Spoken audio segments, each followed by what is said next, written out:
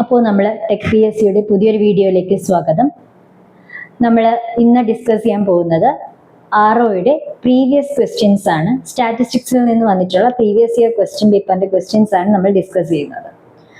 അപ്പോൾ first question എന്ന് പറയുന്നത് A method of data collection which is free from sampling errors. അതായത് നമുക്ക് ഡേറ്റ കളക്ഷൻസ്, ഒരുപാട് തരത്തിലുള്ള ഡേറ്റ കളക്ഷൻസ് ഉണ്ട്.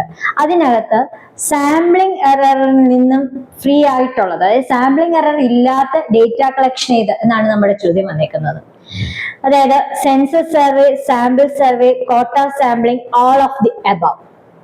അപ്പൊ നമുക്ക് ഓരോന്നായിട്ട് നോക്കാം. എന്താണ് സെൻസസ് സർവേ എന്ന് പറയുന്നത്? അതായത് സെൻസസിൽ കൂടെ നമ്മൾ എടുക്കുന്നത് അല്ലെ. അപ്പോ അതിനകത്ത് എറേഴ്സ് ഉണ്ടാവാൻ സാധ്യതയുണ്ടോ? ഇല്ല. സാമ്പിളിംഗ് എറേഴ്സ് എന്തായിരിക്കും? ഇല്ലായിരിക്കും അല്ലെ. അപ്പോ ആദ്യത്തെ തന്നെ നമുക്ക് ഇവിടെ നിന്ന് കിട്ടും. ഇതിന്റെ ആൻസർ എന്ന് പറയുന്നത് എന്താണ്? സെൻസസ് സർവേ ആണ് ഇതിന്റെ ആൻസർ എന്ന് പറയുന്നത് അല്ലെ. ഫ്രം ദി ഫസ്റ്റ് ഓപ്ഷൻ തന്നെ നമുക്ക് കിട്ടും. എന്താണ് ഇതിന്റെ ആൻസേഴ്സ് എന്ന് പറയുന്നത്? സെൻസസ് സർവേ ആണ് ഇതിന്റെ ആൻസർ എന്ന് പറയുന്നത്. അപ്പൊ നമുക്ക് ബാക്കിയുള്ള ഓപ്ഷൻസും കൂടെ നോക്കിയാലോ. Sample survey. സാമ്പിൾ സർവേ എന്ന് പറയുമ്പോ എന്താ? അതായത് ഒരു ബിഗ് പോപ്പുലേഷനിൽ നിന്ന് നമ്മൾ കുറച്ച് സാമ്പിൾസ് എടുക്കുകയാണ് അല്ലെ. അപ്പൊ അവിടെ സാമ്പിളിംഗ് എറേഴ്സ് ഉണ്ടാവും അല്ലെ. അപ്പോ സാമ്പിൾ സർവേ എന്താണ്? സാമ്പിളിംഗ് എറേഴ്സ് ഉണ്ടാവുന്നതാണ്. പിന്നെ കോട്ട സാമ്പിളിംഗ്, അതും എന്താണ്? അതിനകത്ത് ബയാസ് ഉണ്ടാവും, സാമ്പിളിംഗ് എറേഴ്സും ഉണ്ടാവും. അപ്പോ ഏതാണ് ആൻസർ? സെൻസസ് സർവേ ആണ് answer. A method of data collection which is free from sampling errors, that is the census survey. Okay, അപ്പൊ നമ്മൾ എക്സ്പ്ലനേഷൻ ഇവിടെ ഇട്ടിട്ടുണ്ട്. എന്താണ് സെൻസസ് സർവേ എന്നുള്ളതും പിന്നെ സാമ്പിൾ സർവേ എന്നുള്ളതും കോട്ട സാമ്പിളിംഗ് എന്ന് പറയുന്നതും. കോട്ട സാമ്പിളിംഗ് എന്ന് പറയുന്ന ഒരു നോൺ റാൻഡം സാമ്പിളിംഗ് ആണ്. അതുകൊണ്ട് അവിടെ സാമ്പിളിംഗ് എറേഴ്സും ബയാസും ഉണ്ടാകാം. Okay, then we can move to the next question. The variance of the mean of a sample from a systematic sampling inflates if correlation between units in the sample is. The variance of the mean of a sample, അതായത് ഒരു സാമ്പിളിലെ മീനിന്റെ variance എവിടെ നിന്നും? Systematic സാമ്പിളിംഗിന്റെ case ആണ് പറയുന്നത് അല്ലെ. അപ്പൊ systematic സാമ്പിളിംഗില് ഇൻഫ്ലേറ്റ്സ് if correlation എന്നാണ് എടുക്കുന്നത് അല്ലെ. അപ്പൊ ആ ഒരു വേർഡാണ് ഇവിടെ ഇമ്പോർട്ടന്റ്. ഇൻഫ്ലേറ്റ്സ്. ഇൻഫ്ലേറ്റ്സ് മീൻസ് ഉയരുക എന്നുള്ളതാണ് അല്ലെ. അപ്പൊ അങ്ങനെയാണെങ്കിൽ അവരുടെ യൂണിറ്റ്സിന്റെ കോറിലേഷൻ എന്ന് പറയുന്നത് എപ്പോഴും എന്തായിരിക്കും? പോസിറ്റീവ്ലി കോറിലേറ്റഡ് ആയിരിക്കും. കാരണം ഇൻഫ്ലേറ്റ് മീൻസ് ഉയരുക എന്നുള്ള അർത്ഥം വരുവാണല്ലേ. അതേസമയം എന്താണ്? താഴ്ത്തൂണാണെന്നുണ്ടെങ്കിൽ, അതാണ് ഡിക്രീസ് ആണെന്ന് പറയുവാണെങ്കിൽ അവിടെയാണ് എന്ത് പറയുന്നത്? നെഗറ്റീവ് എന്നുള്ള ഓപ്ഷൻ വരുന്നത്. അപ്പൊ the variance of the mean of a sample from a systematic sampling inflates if correlation. Inflates എന്നുള്ള വേർഡ് വന്നുണ്ട്. അതാണ് നമ്മൾ അവിടെ എന്ത് പറയുന്നത്? The positively correlated. അല്ലെങ്കിൽ അതെന്താണ്? ഇപ്പൊ ഡിക്രീസ് ആണെന്നുണ്ടെങ്കിൽ അവിടെ എന്ത് വന്നേനെ? നെഗറ്റീവ് ആയിട്ട് വന്നേനെ. ഇനി സീറോ ആവുന്ന കേസോ? എന്താണ് സീറോ ആവുന്ന കേസ് എന്ന് പറയുന്നത്? വേരിയൻസ് എന്താണ്? സെയിം ആണെന്നുണ്ടെങ്കിൽ, if the correlation is zero, then the variance is about the same as simple random sampling. Simple random sampling പോലെ സെയിം ആവുകയാണെങ്കിൽ അവിടെ എന്താണ്? സീറോ ആണ്. ഇപ്പൊ എക്സ്പ്ലനേഷൻ നമ്മൾക്ക് പറയാം. സിസ്റ്റമാറ്റിക് സാമ്പിളിംഗിന്റെ കേസിൽ എന്താണ്? രണ്ടത് പോസിറ്റീവ് ആവണമെങ്കിൽ എപ്പോഴും എന്തായിരിക്കും? ഇൻഫ്ലേറ്റ് ചെയ്യണം. റെഡ്യൂസ് ചെയ്താൽ അതിന്റെ വേരിയൻസ് എന്തായിരിക്കും? നെഗറ്റീവ് ആയിരിക്കും. പിന്നെ എന്താണ്? വേരിയൻസ് സിമ്പിൾ റാൻഡം സാമ്പിളിംഗിന്റെ സെയിം ആയിട്ട് വരുവാണെങ്കിൽ then correlation is zero. Okay ആണോ? Then we can move to the next question. Which of the following statement is true for cluster sampling? Cluster sampling ഇതിനകത്ത് ഏത് statement ആണ് correct എന്നുള്ളത്? അപ്പൊ നമുക്ക് cluster സാമ്പിളിങ്ങിനെ കുറിച്ച് അറിയണം അല്ലെ. ക്ലസ്റ്റർ സാമ്പിളിംഗ് എന്ന് പറയുന്നത് എപ്പോഴും എഫിഷ്യന്റ് ആയിരിക്കുന്നത് എങ്ങനെയാന്ന് ചോദിച്ചാൽ വേരിയേഷൻ ബിറ്റ്വീൻ ദ ക്ലസ്റ്റർ എന്ന് പറയുന്നത് എന്തായിരിക്കും? ബിറ്റ്വീൻ ക്ലസ്റ്റേഴ്സ് എന്ന് പറയുന്നത് സ്മോളും, പിന്നെ എന്താണ്? Variation within the cluster clusters എന്ന് പറയുന്നത്. ക്ലസ്റ്റർ മീൻസ് ഗ്രൂപ്പ് അല്ലെ, സ്മോൾ ഗ്രൂപ്പിനെ ക്ലസ്റ്റർ എന്ന് പറയുന്നത്. അപ്പൊ അതെന്താണ്, അത് ലാർജുമായിരിക്കണം, അപ്പോഴാണ് എന്ത് വരുന്നത്, ക്ലസ്റ്റർ സാമ്പിളിംഗ് വരുന്നത്. അപ്പൊ ഇവിടെ നമുക്ക് ഒരു ഓപ്ഷൻ നോക്കാം. Cluster sampling will be efficient if the variation between cluster means is as large as possible while variation within the clusters is as small as possible. അപ്പൊ ബിറ്റ്വീൻ ദ ക്ലസ്റ്റേഴ്സ് ഇവിടെ എന്താണ്, ലാർജും, അതേസമയം വിത്തിൻ ദ ക്ലസ്റ്റേഴ്സ് എന്താണ്, സ്മോളും ആണ് അല്ലെ. അപ്പൊ അതൊരിക്കലും എന്തല്ല, it is not the cluster sampling, അത് സ്ട്രാറ്റിഫൈഡ് സാമ്പിളിംഗ് ആണ്, ക്ലസ്റ്റർ സാമ്പിളിംഗ് അല്ല. Cluster sampling will be efficient if the variation between cluster means is as small as possible. കണ്ടോ, ബിറ്റ്വീൻ സ്മോളും പിന്നെ എന്താണ്, while variation within the clusters is large as possible. Within ലാർജും between സ്മോളും ആവുകയാണെങ്കിൽ, so this is our answer. Option B is our answer. Then we can check the remaining two. The cluster sampling will be efficient if the variation between the cluster means and within the clusters are as small as possible. Betweenും എന്താണ്, വിത്തിനും ബിറ്റ്വീനും എന്തായിരിക്കണം, small ആണെങ്കിൽ അതും എന്തല്ല, cluster sampling അല്ല. അപ്പൊ cluster sampling എന്ന് പറയുന്നത് എന്താണ്, between the variation between cluster is small and within the clusters is as large as possible. അതാണ് എന്ത് പറയുന്നത്, ക്ലസ്റ്റർ സാമ്പിളിംഗ് എന്ന് പറയുന്നത്. അപ്പോ കണ്ടോ, സ്ട്രാറ്റിഫൈഡ് സാമ്പിളിംഗ് ആവുമ്പോഴാണ് എന്ത് പറയുന്നത്, മറ്റേത് ബിറ്റ്വീൻ എന്ത് ചെയ്യുന്നത്, കൂടുന്നതും വിതിൻ എന്ത് ചെയ്യുന്നത്, സ്മോൾ ആകുന്നതും ഏതാണ്, ക്ലസ്റ്റർ സാമ്പിളിംഗ് ആണ്. ക്ലസ്റ്റേഴ്സ് എന്ന് പറയുന്നത് എന്താണ്, മിനി പോപ്പുലേഷൻ ആണ്. സ്മോൾ ഗ്രൂപ്പ്സിനാണ് എന്താ പറയുന്നത്, ക്ലസ്റ്റേഴ്സ് എന്ന് പറയുന്നത്. അപ്പൊ ഇവിടെ നമ്മൾ പറഞ്ഞു between cluster variation is small and within cluster variation is large. That is important. എന്താണ്, ക്ലസ്റ്റർ സാമ്പിളിംഗിന് മറക്കരുത്, എന്താണ്, between cluster variation is small and within cluster variation is large. അങ്ങനെ വരുന്നതാണ് ഏതെന്ന് പറയുന്നത്, നമ്മുടെ ക്ലസ്റ്റർ സാമ്പിളിംഗ് എന്ന് പറയുന്നത്. അപ്പോ എ എന്ന് പറയുന്നത് സ്ട്രാറ്റിഫൈഡ് സാമ്പിളിംഗ് ആണ്, ക്ലസ്റ്റർ സാമ്പിളിംഗ് അല്ല. ബി എന്ന് പറയുന്നത് എന്താണ്, ക്ലസ്റ്റർ സാമ്പിളിംഗ് ആണ്. സി എന്ന് പറയുന്ന 2, അതെന്താണ്, ക്ലസ്റ്റർ അല്ല, അത് നമുക്ക് ഐഡിയൽ ഫോർ സെൻസസ് ആണ് കേട്ടോ. പിന്നെ ഡി എന്ന് പറയുന്നത് എന്താണ്, നണ്ണാണ്, അതുകൊണ്ട് അത് നമ്മൾ നോക്കണ്ട. So our answer is option B. B ആണ് നമ്മുടെ ആൻസർ എന്ന് പറയുന്നത്. Cluster sampling will be efficient if the variation between clusters is small. Variation between എന്താണ്, small ആണ്, within എന്താണ്, large ആണ്. That is the cluster sampling. Next question. In classification, the data are arranged according to. അപ്പൊ ക്ലാസിഫിക്കേഷനില് data എങ്ങനെയാണ് arrange ചെയ്യുന്നതെന്നാണ് അല്ലെ, എങ്ങനെയാണെന്നല്ലേ, different ആയിട്ടുള്ളതാണ് നമ്മൾ arrange ചെയ്യുന്നത്. ക്ലാസിഫിക്കേഷൻ എന്താണ്, എന്താണ്, ഹോമോജീൻ ആയിട്ടുള്ളത് നമ്മൾ എന്ത് ചെയ്യും, ഇതായിട്ടുള്ളത് നമ്മൾ എന്ത് ചെയ്യും, സെയിം ആയിട്ടുള്ളതിനെ ഗ്രൂപ്പ് ചെയ്യും അല്ലെ. അതാണ് നമ്മൾ ക്ലാസിഫൈ ചെയ്യുക മീൻസ് അല്ലെ. ഡിഫറെന്റ് ആയിട്ടുള്ള ക്ലാസിഫൈ ചെയ്യുമോ, ഇല്ല. അപ്പൊ എന്തായാലും ഡിഫറൻസസ് അല്ല. ദെൻ റിസംബ്ലൻസ് മീൻസ് സിമിലർ അല്ലെ, അതാണ് അതിന്റെ മീൻ വരുന്നത്. സോ അപ്പോഴേ നമുക്കറിയാം എന്താണ്, അതാണ് അതിന്റെ answer. In classification the data are arranged according to its resemblance. Then ratios, all of the above. Ratio ആണോ, റേഷ്യോ അറേഞ്ച് ചെയ്യാൻ ഉപയോഗിക്കോ, ഇല്ലല്ലേ. അപ്പൊ എന്താണ് answer, resemblance is the answer. Ratios are use in analysis, not in classification. Ratio use ചെയ്യുന്നത് എങ്ങനെയാണ്, അനാലിസിസിന് വേണ്ടിയിട്ടാണ് use ചെയ്യുന്നത്, ക്ലാസിഫിക്കേഷന് വേണ്ടിയിട്ടല്ല. അപ്പോ എന്തൊക്കെയാണ് ക്ലാസിഫിക്കേഷൻ എന്ന് പറയുന്നത്, ഡേറ്റ അറേഞ്ച് ചെയ്യുന്നത് അല്ലെ. അപ്പൊ അതിന്റെ സിമിലാരിറ്റി നോക്കിയിട്ടാണ് നമ്മൾ അറേഞ്ച് ചെയ്യുന്നത്. അപ്പൊ ഒരിക്കലും എന്ത് വരില്ല, ആദ്യത്തെ ഓപ്ഷൻ വരില്ല. Answer is resemblance. Okay, then next question. The heading of rows given in the first column of a table are called.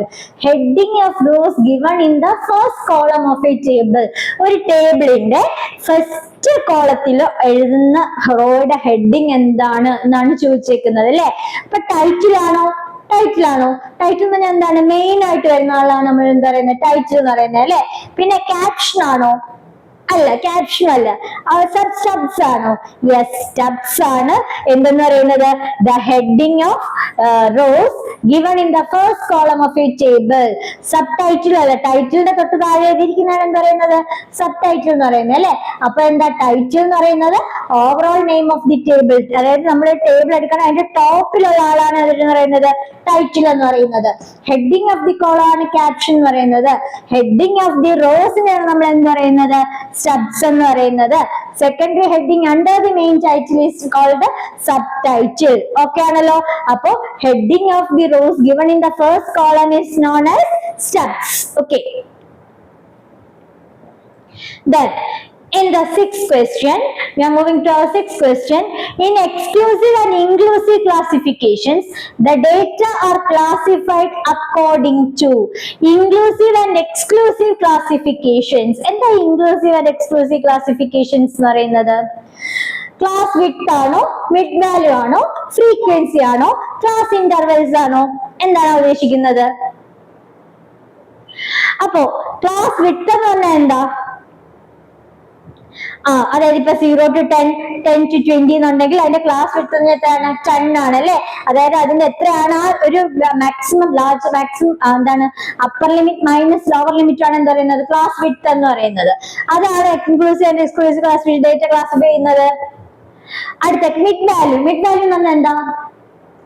മിഡിലുള്ള value അല്ലെ? 0 to 10 ആണെങ്കിൽ 5 ആണ്, 10 to 20 ആണെങ്കിൽ 15 ആണ് അല്ലെ? ഫ്രീക്വൻസി. ഫ്രീക്വൻസി എന്താ? ഓരോ ഒബ്സർവേഷന് കറസ്പോണ്ടിങ് ആയിട്ട് ഫ്രീക്വൻസി അല്ലെ? എത്ര പ്രാവശ്യം അത് റിപ്പീറ്റ് ചെയ്യുന്നു എന്നൊക്കെ അറിയാനാണ് വെക്കുന്നത്. Class intervals. Yes, class intervals ആണ് inclusive and exclusive classification data classify ചെയ്യുന്നത്. അപ്പൊ നമുക്കത് നോക്കാം. എന്താണ് ഇൻക്ലൂസീവ്? എക്സ്ക്ലൂസീവിലാണെന്നുണ്ടെങ്കിൽ 0 to 10, 10 to 20, 20 to 30 എന്നുള്ള രീതിയിൽ പോവുകയാണെങ്കിൽ നമുക്കിവിടെ ആദ്യത്തെ നമ്മൾ ഇൻക്ലൂഡ് ചെയ്യും, അടുത്തത് നമ്മൾ എക്സ്ക്ലൂഡ് ചെയ്യും. കാരണം അതിന് എവിടെയാണ് നമ്മൾ ഇൻക്ലൂഡ് ചെയ്യുന്നത്? ഇവിടെയാണ് ഇൻക്ലൂഡ് ചെയ്യുന്നത് അല്ലെ? 10 to 20 ഇൻക്ലൂഡ് ചെയ്യുന്നത്. അതേസമയം ഇൻക്ലൂസീവ് ക്ലാസിഫിക്കേഷൻ ആണെങ്കിൽ 0 to 9, 10 to 19, 20 29 0 9 0യും 9ഉം അതിനകത്ത് ഇൻക്ലൂഡഡ് ആണ്, 10ഉം 19ഉം അതിനകത്ത് ഇൻക്ലൂഡഡ് ആണ്, 20യും 29ഉം. അപ്പൊ ഈ ക്ലാസ് ഇന്റർവെൽസിനെ ബേസ് ചെയ്താണ് ഏത് ക്ലാസിഫിക്കേഷൻ നടത്തുന്നത്? ഇൻക്ലൂസീവ് ആൻഡ് എക്സ്ക്ലൂസീവ് ക്ലാസിഫിക്കേഷൻസ് നടത്തുന്നത്. So our next question, that is, which of the following diagrams is used to represent the monthly expenditure of different items consumed by a family? Which of the following is used to represent the monthly expenditure of different items consumed by a family? Histogram ആണോ, multiple bar diagram ആണോ, pi diagram ആണോ, അല്ലെ all of the above ആണോ? എന്താ histogram എന്ന് പറഞ്ഞാൽ എന്താ? നമുക്ക് മന്ത്ലി എക്സ്പെൻഡിച്ചർ പല ഐറ്റത്തിന് ചെയ്യാൻ പറ്റുമോ? ഇല്ല. ഹിസ്റ്റോഗ്രാം എന്ന് പറഞ്ഞാൽ എന്താണ്? നമ്മൾ ഇങ്ങനെ വരയ്ക്കുന്നതാണ് അല്ലെ ഹിസ്റ്റോഗ്രാം എന്ന് പറയുന്നത്. അതായത് ഇപ്പൊ ഒരു ക്ലാസ്സിലെ സ്റ്റുഡൻസിന്റെ ഹൈറ്റ് അല്ലെങ്കിൽ ഏജ് ഇങ്ങനെയൊക്കെ നമ്മൾ ഡിനോട്ട് ചെയ്യുന്നതാണ് ഹിസ്റ്റോഗ്രാം എന്ന് പറയുന്നത്. മൾട്ടിപ്പിൾ ബാർ ഡയഗ്രാം ഇങ്ങനെ, അതായത് രണ്ട് ഐറ്റത്തിനെ തമ്മിൽ കമ്പയർ ചെയ്യാൻ വേണ്ടിയിട്ടാണ് നമ്മൾ എന്ത് യൂസ് ചെയ്യുന്നത്? മൾട്ടിപ്പിൾ ബാർ ഡയഗ്രാം യൂസ് ചെയ്യുന്നത് അല്ലെ? അപ്പോ what is this pi diagram? Pi diagram ആണ് നമ്മൾ എന്ത് ചെയ്യുന്നത്? ഇതേപോലെ എന്താണ് എക്സ്പെൻഡിച്ചറും ഇതൊക്കെ നോക്കാൻ വേണ്ടിട്ട് യൂസ് ചെയ്യുന്ന ഡയഗ്രാം ഏതാണ്? ഈ പൈ ഡയഗ്രാം ആണ്. പൈ ഡയഗ്രാം നമ്മൾ എന്ത് ചെയ്യും? സെക്ടേഴ്സ് ആയിട്ട് ഇതുപോലെ വാല്യൂ നോക്കിയിട്ട് എഴുതും അല്ലെ? അപ്പൊ പൈ ഡയഗ്രാം ആണ് എന്ത് യൂസ് ചെയ്യുന്നത്? മന്ത്ലി എക്സ്പെൻഡിച്ചർ ഇങ്ങനെയൊക്കെ നോക്കാൻ വേണ്ടിയിട്ട് യൂസ് ചെയ്യുന്ന ഏത് തരം ഫിഗർ ആണ്? പൈ ഡയഗ്രാം ആണ് യൂസ് ചെയ്യുന്നത്. ഇതൊക്കെയുണ്ടോ? Histogram used for frequency distribution of continuous data, അതായത് like marks, heights, weights etcetera. Multiple bar diagram used to compare 2 or more related sets of data. ഒന്നോ അതിൽ കൂടുതലോ ഡേറ്റയെ കമ്പയർ ചെയ്യാൻ വേണ്ടി നമ്മൾ യൂസ് ചെയ്യുന്നതാണ് multiple bar diagram. Then pi diagram അല്ലെങ്കിൽ പൈ ചാർട്ട് എന്ന് പറയുന്നതാണ് ഏതാണ്? ഇതുപോലെ ഡിഫറെന്റ് ഐറ്റംസിനെ പ്രപ്പോർഷണാലിറ്റി വെച്ചിട്ട് ചെയ്യാൻ വേണ്ടിയിട്ട് പറ്റുന്നത് ഏതാണ്? ഈ പറയുന്ന പൈ ഡയഗ്രാം ആണ്. അപ്പോ മന്ത്ലി എക്സ്പെൻഡിച്ചർ ഡിസ്ട്രിബ്യൂഷൻ ഒക്കെ തന്നെ റിപ്രസെന്റ് ചെയ്യാൻ വേണ്ടി യൂസ് ചെയ്യുന്ന ഡയഗ്രാം ഏതാണ്? പൈ ഡയഗ്രാം ആണ്. Okay. That which measure of central tendency is most affected by extreme values? Extreme values വെച്ച് ഏറ്റവും കൂടുതൽ അഫക്ട് ചെയ്യുന്ന ഏതാണെന്നാണ് ചോദിക്കുന്നത്. Arithmetic mean, median, mode, all of the above. Extreme values എപ്പോഴും ഏറ്റവും കൂടുതൽ അഫക്ട് ചെയ്യുന്നത് ആർക്കാണ്? അരിത്മെറ്റിക് മീൻ ആണ്. കാരണം അരിത്മെറ്റിക് മീൻ എന്ന് പറയുമ്പോൾ നമ്മൾ എല്ലാ ഡേറ്റയും എടുക്കും അല്ലെ? എല്ലാ ഡേറ്റയും എടുത്ത് അതെല്ലാം ആഡ് ചെയ്തിട്ടാണ് നമ്മൾ മീൻ കണ്ടുപിടിക്കുന്നത്. അപ്പോ ഹൈലി എഫക്ട് ചെയ്യുന്നത് ഏതാണ്? അരിത്മെറ്റിക് മീൻ ആണ് എക്സ്ട്രീം വാല്യൂസ് എഫക്ട് ചെയ്യുന്നത്. മീഡിയൻ എന്ന് പറഞ്ഞാലോ നമ്മൾ എൻഡ് പോയിന്റ്സ് ഒന്നും നോക്കത്തില്ല അല്ലെ? മിഡിൽ മോസ്റ്റ് വാല്യൂ ആണ്. അതായത് തന്നിരിക്കുന്ന ഡേറ്റനെ അസെൻഡിങ് ഓർഡറിലോ ഡിസെൻഡിങ് ഓർഡറിലോ അറേഞ്ച് ചെയ്ത് എഴുതിയിട്ട് മിഡിൽ മോസ്റ്റ് വാല്യൂ എഴുതും. അതിനാണ് മീഡിയൻ എന്ന് പറയുന്നത് അല്ലെ? അപ്പൊ മീഡിയൻ എന്ന് പറയുമ്പോൾ നമ്മൾ എക്സ്ട്രീം വാല്യൂസ് ഒന്നും നോക്കാറുകൂടിയില്ല. നമുക്ക് വേണ്ടുന്നത് മിഡ് വാല്യൂ മാത്രമാണ്, മിഡിൽ വാല്യൂ മാത്രമേ നമ്മൾ നോക്കാറുള്ളൂ. അതേസമയം മോഡോ മോഡും അതുപോലെ തന്നെ ഹൈലി റിപ്പീറ്റ് ആയിട്ട് വരുന്ന വാല്യൂ ആണ് മോഡ് എന്ന് പറയുന്നത് അല്ലെ. മോസ്റ്റ് ഫ്രീക്വന്റ് ആയിട്ട് ഒക്കർ ചെയ്യുന്ന വാല്യൂസ് ആണ് നമ്മൾ മോഡ് എന്ന് പറയുന്നത്. അപ്പൊ അതും ഒരിക്കലും ഇതിൽ വരില്ല, എക്സ്ട്രീം വാല്യൂസ് എഫക്ട് ചെയ്യില്ല. അപ്പൊ എക്സ്ട്രീം വാല്യൂസ് ഏറ്റവും കൂടുതൽ എഫക്ട് ചെയ്യുന്ന മെഷർ ഓഫ് സെൻട്രൽ ടെൻഡൻസി എന്ന് പറയുന്നത് ഏതാണ്? അരിത്തമെറ്റിക് മീൻ ആണ്. The measures of central tendency is most affected by extreme values is arithmetic mean. കാരണം അരിത്തമെറ്റിക് മീനിൽ മാത്രമേ നമ്മൾ എല്ലാ വാല്യൂസിനെയും കൊണ്ടുവരത്തുള്ളൂ. അതേസമയം മീഡിയൻ എന്ന് പറയുന്നത് മിഡിൽ മോസ്റ്റ് വാല്യൂ മാത്രമാണ്. മോഡ് എന്ന് പറയുന്നത് ഹൈ മോസ്റ്റ്ലി റിപ്പീറ്റഡ് വാല്യൂവിനാണ് നമ്മൾ എന്താ പറയുന്നത്? മോഡ് കൊണ്ട് സൂചിപ്പിക്കുന്നത്. So here, arithmetic mean calculated by summing all values and dividing the number of observations. അതിനകത്ത് എന്ത് ചെയ്യും? എല്ലാ വാല്യൂസും അതിനകത്ത് ഇൻക്ലൂഡ് ആവും. എക്സ്ട്രീം വാല്യൂസ് വരില്ല, മിഡിൽ വാല്യൂ മാത്രമേ നോക്കത്തുള്ളൂ. കാരണം അതിനവിടെ എന്താ പറയാ, പൊസിഷണൽ ആവറേജ് എന്നാണ് മീഡിയനെയും മോഡിന്റെയും പറയുന്നത്. Most frequent value not affected by extremes ആണ് മോഡ് എന്ന് പറയുന്നത്. അപ്പോ ആൻസർ എന്ന് പറയുന്നത് എന്താണ്? അരിത്തമെറ്റിക് മീൻ ആണ് ഇവിടുത്തെ ആൻസർ എന്ന് പറയുന്നത്. So next, for a positively skewed distribution, the relation between mean, median and mode is. അപ്പൊ പോസിറ്റീവ്ലി സ്ക്യൂഡ് ഡിസ്ട്രിബ്യൂഷനിൽ എന്താണ് നമ്മുടെ റിലേഷൻ? മീനും മീഡിയനും മോഡും തമ്മിലുള്ള റിലേഷൻ എന്താന്ന് ചോദിച്ചാൽ എന്താണ്? മീനും മീഡിയനും മോഡും തമ്മിലുള്ളത്. അതായത് മീൻ ആയിരിക്കും ഏറ്റവും വലുതെന്ന് പറയുന്നത്.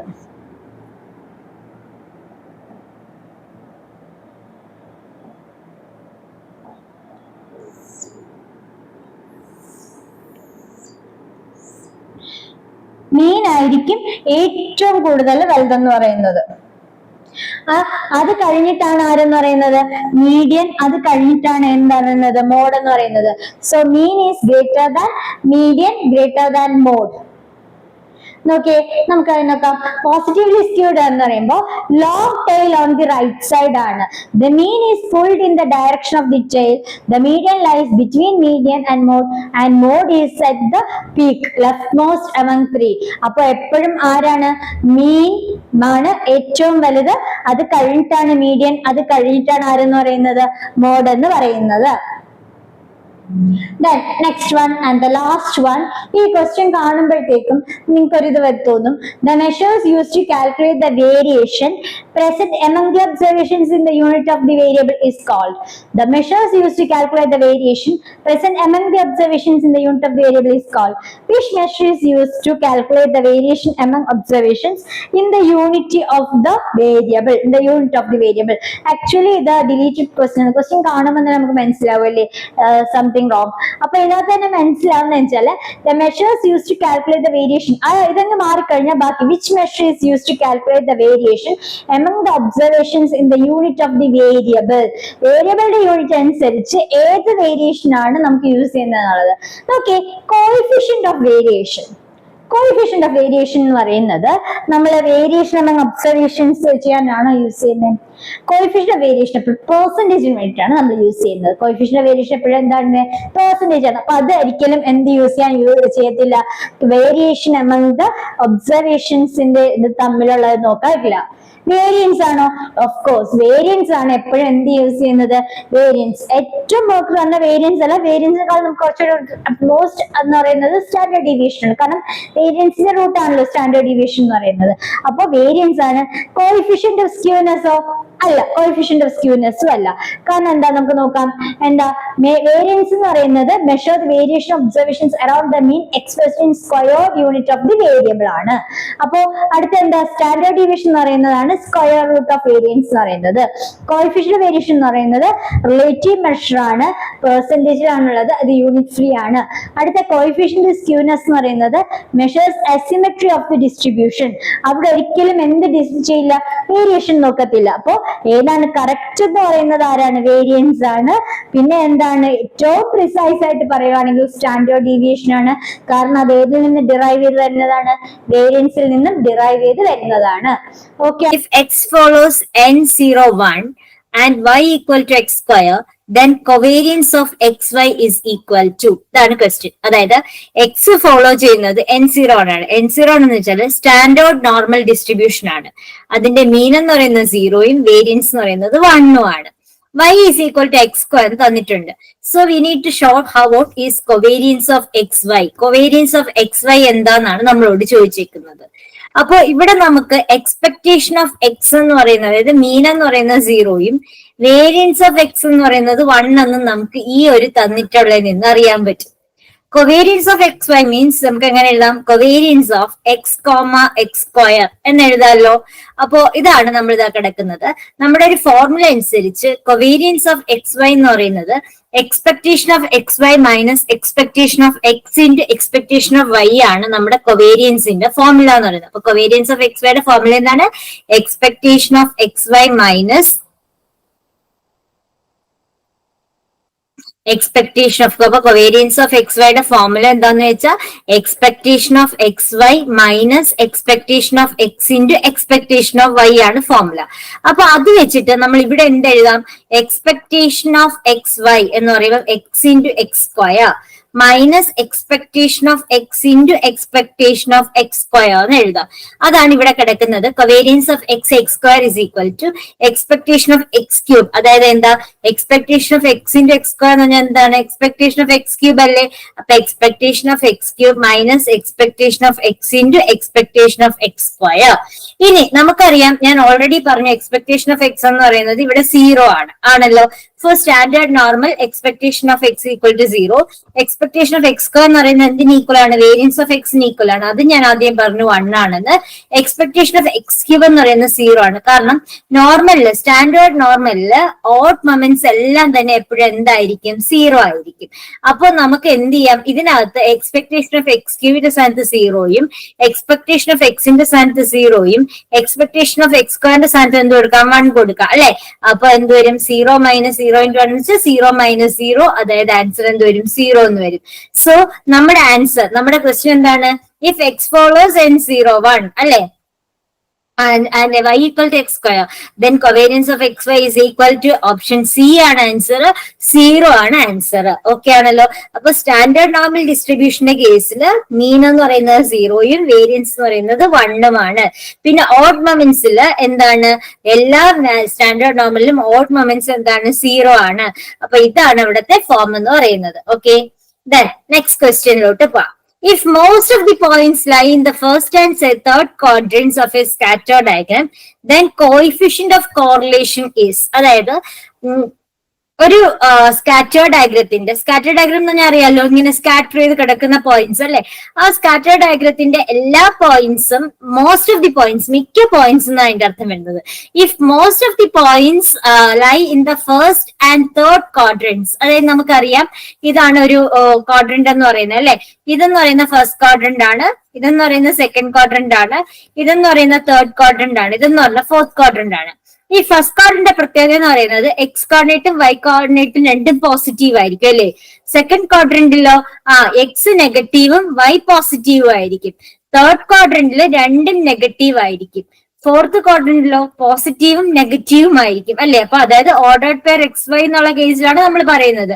അപ്പൊ ഫസ്റ്റ് ക്വാഡ്രന്റിൽ രണ്ടും പോസിറ്റീവ് ആയിരിക്കും, സെക്കൻഡ് ക്വാഡ്രന്റിൽ നെഗറ്റീവും പോസിറ്റീവും ആയിരിക്കും, തേർഡ് ക്വാഡ്രന്റിൽ രണ്ടും നെഗറ്റീവ് ആയിരിക്കും, ഫോർത്ത് ക്വാഡ്രന്റിൽ ഒന്ന് പോസിറ്റീവ് നെഗറ്റീവ് ആയിരിക്കും. അപ്പൊ ഇവിടെ പറയുന്നത് most of the points lie in the first and third quadrants, first ക്വാഡ്രന്റിലും തേർഡ് ക്വാഡ്രന്റിലും ആണ് ഒട്ടുമിക്ക പോയിന്റ്സും കിടക്കുന്നതെന്നാണ് പറയുന്നത്. അപ്പൊ അതിന്റെ കോഎഫിഷ്യന്റ് ഓഫ് കോറിലേഷൻ എന്താണെന്നാണ് ചോദിക്കുന്നത്. നമുക്ക് നോക്കുമ്പോൾ തന്നെ അറിയാം, ഫസ്റ്റ് ക്വാഡ്രന്റിലും തേർഡ് ക്വാഡ്രന്റിന്റെ പ്രത്യേകത എന്ന് പറയുന്നത് രണ്ടും ഒരേ സൈൻ ആണ് അല്ലെ, രണ്ടും ഒരേ സൈൻ ആണ്. അപ്പോ ഇൻ സ്കാറ്റർ ഡയഗ്രം ഫസ്റ്റ് ക്വാഡ്രന്റിൽ എന്താണ്? X greater than 0, Y greater than 0, അതായത് രണ്ട് വേരിയബിൾസ് എന്ത് തന്നെയാണ്? പോസിറ്റീവ് തന്നെയാണ്. തേർഡ് ക്വാഡ്രന്റിലാണെങ്കിലോ X less than 0, Y less than 0, അതായത് രണ്ടും എന്ത് തന്നെയാണ്? നെഗറ്റീവ് തന്നെയാണ്. അതായത് രണ്ടും ഒരേ സൈൻ എന്ന് പറയുമ്പോഴത്തേക്കും അതിന്റെ അർത്ഥം എന്താന്ന് വെച്ചാൽ രണ്ടും എന്ത് ചെയ്യുന്നു? ഒരേ ഡയറക്ഷനിൽ മൂവ് ചെയ്യാണ്. എന്ന് വെച്ചാൽ എന്താ? ഇപ്പൊ എക്സ് ഇൻക്രീസ് ചെയ്യുകയാണെങ്കിൽ വൈയും ഇൻക്രീസ് ചെയ്തുകൊണ്ടിരിക്കുകയാണ് അല്ലെ. മറ്റേതാണെങ്കിൽ എന്താണ്? എക്സ് ഡിക്രീസ് ചെയ്യുമ്പോൾ വൈയും ഡിക്രീസ് ചെയ്യുവാണ്.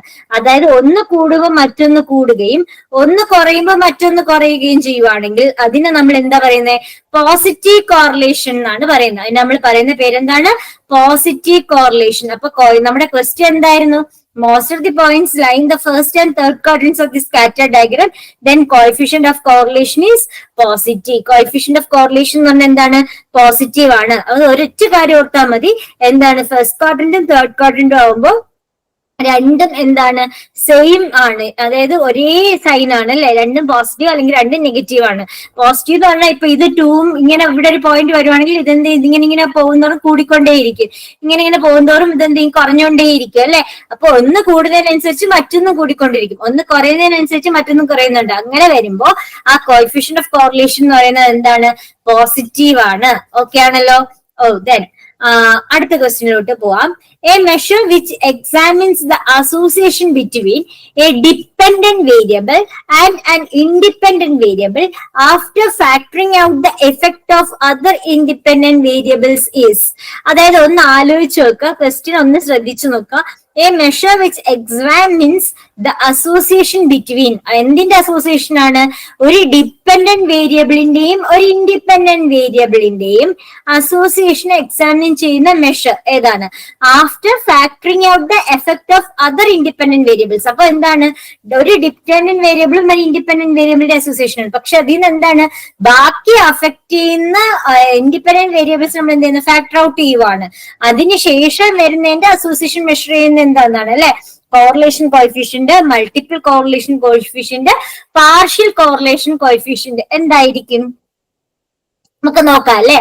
അപ്പൊ എന്താണ് ഇവിടെ കോറിലേഷൻ കോഎഫിഷ്യന്റ് എന്താണെന്നാണ് നമ്മൾ ഇവിടെ മനസ്സിലാക്കിയത്. അപ്പൊ നമുക്ക് ഓരോ ഓപ്ഷൻ ആയിട്ടാണ് നമുക്ക് നോക്കേണ്ടത് അല്ലെ.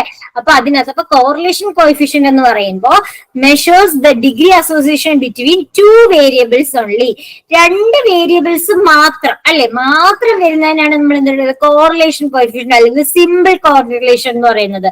അതായത് ഇവിടെ ഇപ്പം 2 വേരിയബിൾ അല്ല, ബാക്കിയുള്ള ഇൻഡിപെൻഡന്റ് വേരിയബിൾസ് എല്ലാം നമ്മൾ ഫാക്ടർ ഔട്ട് ചെയ്യുന്നു എന്ന് പറയുന്നുണ്ട് അല്ലെ. അപ്പൊ 2 വേരിയബിൾസ് മാത്രമാണോ ഇവിടെ, അല്ല. അപ്പൊ എന്താണ്, കോറിലേഷൻ കോഎഫിഷ്യന്റ് അല്ല. ഇനി നമുക്ക് നോക്കാം മൾട്ടിപ്പിൾ കോറിലേഷൻ കോഎഫിഷ്യന്റ് ആണോ എന്ന് നോക്കാം.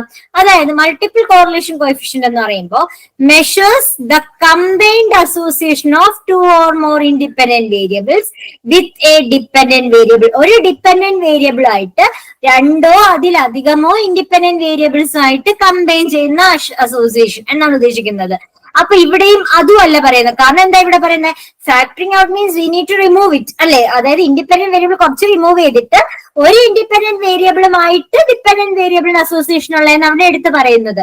അപ്പൊ ഇവിടെ എന്താണ്, മൾട്ടിപ്പിൾ കോറിലേഷൻ കോഎഫിഷ്യന്റും അല്ല. സോ അപ്പൊ എന്താണ്, പാർഷ്യൽ കോറിലേഷൻ കോഎഫിഷ്യന്റ് ആണോ ചെക്ക് ചെയ്യുക, ഇത് അല്ലെങ്കിൽ നമുക്ക് എന്ത് ചെയ്യാം, ഓപ്ഷൻ ഡയറക്റ്റ് ആയിട്ട് നൺ ഓഫ് ദീസ് എഴുതാം. അപ്പൊ എന്താണ് ഇവിടെ പാർഷ്യൽ കോറിലേഷൻ കോഎഫിഷ്യന്റ് എന്ന് പറയുന്നതാണ് measures the association between A dependent variable and 1 independent variable after removing means factoring out the effect of other independent variables. മറ്റുള്ള ഇൻഡിപെൻഡന്റ് വേരിയബിൾസിന്റെ അതിനെ നമ്മൾ ഒഴിവാക്കിക്കൊണ്ട് ഒരു ഡിപ്പെൻഡന്റ് വേരിയബിളും ഒരു ഇൻഡിപെൻഡന്റ് വേരിയബിളും തമ്മിലുള്ള അസോസിയേഷനെ മെഷർ ചെയ്യുന്നതിനാണ് എന്ത് പറയുന്നത്, പാർഷ്യൽ കോറിലേഷൻ കോഎഫിഷ്യന്റ്. അപ്പൊ ഇവിടെ എന്താണ്, A measure which examines the association between a dependent variable and an independent variable after factoring out the effect of other independent variables. മറ്റ് ഇൻഡിപെൻഡന്റ് വേരിയബിൾസ് എല്ലാം നമ്മൾ ഒഴിവാക്കിക്കൊണ്ട് ഒരു ഡിപ്പെൻഡന്റ് വേരിയബിളും ഒരു ഇൻഡിപെൻഡന്റ് വേരിയബിളും തമ്മിലുള്ള അസോസിയേഷൻ മെഷർ ചെയ്യുന്നത് ഏതാണ്, option C, partial correlation coefficient. Okay ആണല്ലോ. നൗ അപ്പൊ നമ്മൾ ഇനി പോകുന്ന ക്ലാസ്സുകളിൽ ഇതിനെ കുറിച്ചൊക്കെ ഡീറ്റെയിൽഡ് ആയിട്ട് പഠിക്കും കേട്ടോ. ഇനി a measure use to study the possible presence of multi collinearity. ഏതാണ് എന്താണ് പോസിബിൾ പ്രസൻസ് ഓഫ് മൾട്ടി കൊളീനിയാരിറ്റിയെ കുറിച്ച് പഠിക്കാനുള്ള മെഷർ എന്നാണ്, Durbin Watson statistic, residual plot, correlation matrix, all of the above. എന്തായിരിക്കും ഇവിടെ possible presence of multi collinearity? അപ്പൊ ആദ്യം നമുക്ക് അറിയേണ്ടത് എന്താ ഈ മൾട്ടി കൊളീനിയാരിറ്റി എന്നാണ് അല്ലെ. എന്താ ഈ മൾട്ടി കൊളീനിയാരിറ്റി? ഒന്നിൽ കൂടുതൽ അല്ലെ, മൾട്ടി. അപ്പൊ when independent variables in A regression model, ഈ മൾട്ടി കൊളീനിയാരിറ്റി ആരുമായിട്ടാണ് റിലേറ്റ് ചെയ്യുന്നത്, റിഗ്രഷൻ മോഡലുമായിട്ടാണ് റിലേറ്റ് ചെയ്യുന്നത്. When independent variables in A regression model are highly correlated with each other. എന്താണ്, നന്നായിട്ട് മൾട്ടി കൊളീനിയാരിറ്റി കോറിലേറ്റ് ചെയ്യും, നന്നായിട്ട് കോറിലേറ്റ് ചെയ്യും. ഏതാണ്, റിഗ്രഷൻ മോഡലില് ഇൻഡിപെൻഡന്റ് വേരിയബിൾസ് കോറിലേറ്റ് ചെയ്യും അല്ലെ, അതിനാണ് എന്ത് പറയുന്നത്, മൾട്ടി കൊളീനിയാരിറ്റി എന്ന് പറയുന്നത്. അപ്പൊ നമുക്ക് ഓരോന്നായിട്ട് നോക്കാം. കോറിലേഷൻ മെട്രിക്സ് നോക്കാം, ഡർബിൻ വാട്സൺ സ്റ്റാറ്റിസ്റ്റിക് നോക്കാം, റെസിഡ്യൂവൽ പ്ലോട്ട് നോക്കാം അല്ലെ. അപ്പൊ ആദ്യം നമുക്ക് ഡർബിൻ വാട്സൺ സ്റ്റാറ്റിസ്റ്റിക് എന്താന്ന് നോക്കാം. എന്താ ഡർബിൻ വാട്സൺ സ്റ്റാറ്റിസ്റ്റിക്? അതെന്ന് പറയുന്നത് റെസിഡ്യൂവൽസിൽ ഓട്ടോ കോറിലേഷൻ ചെക്ക് ചെയ്യാൻ വേണ്ടിയിട്ടുള്ളതാണ് ഈ Durban Watson statistic. Durban Watson statistic എന്ന് പറയുന്നത് ഓട്ടോ കോറിലേഷൻ, അത് ഒരിക്കലും എന്ത് ചെക്ക് ചെയ്യേണ്ട, മൾട്ടി കൊളീനിയാരിറ്റിയുടെ ടെസ്റ്റിന് വേണ്ടിയിട്ടുള്ളതല്ല, ഓട്ടോ കോറിലേഷൻ. അപ്പൊ നമ്മൾ മനസ്സിൽ തന്നെ പറയാ ഡർബൻ വാട്സൺ സ്റ്റാറ്റിസ്റ്റിക് ആരുമായിട്ട് റിലേറ്റ് ചെയ്തിട്ടുള്ളത് ഓട്ടോ കോറിലേഷൻ. ഓട്ടോ കോറിലേഷൻ ആയിട്ട് റിലേറ്റഡ് ഡർബൻ വാട്സൺ സ്റ്റാറ്റിസ്റ്റിക്, അങ്ങനെ തന്നെ പഠിച്ചു വെക്കുക. Then residual plot. Residual plot എന്ന് പറയുന്നത് use to check heteroscedasticity and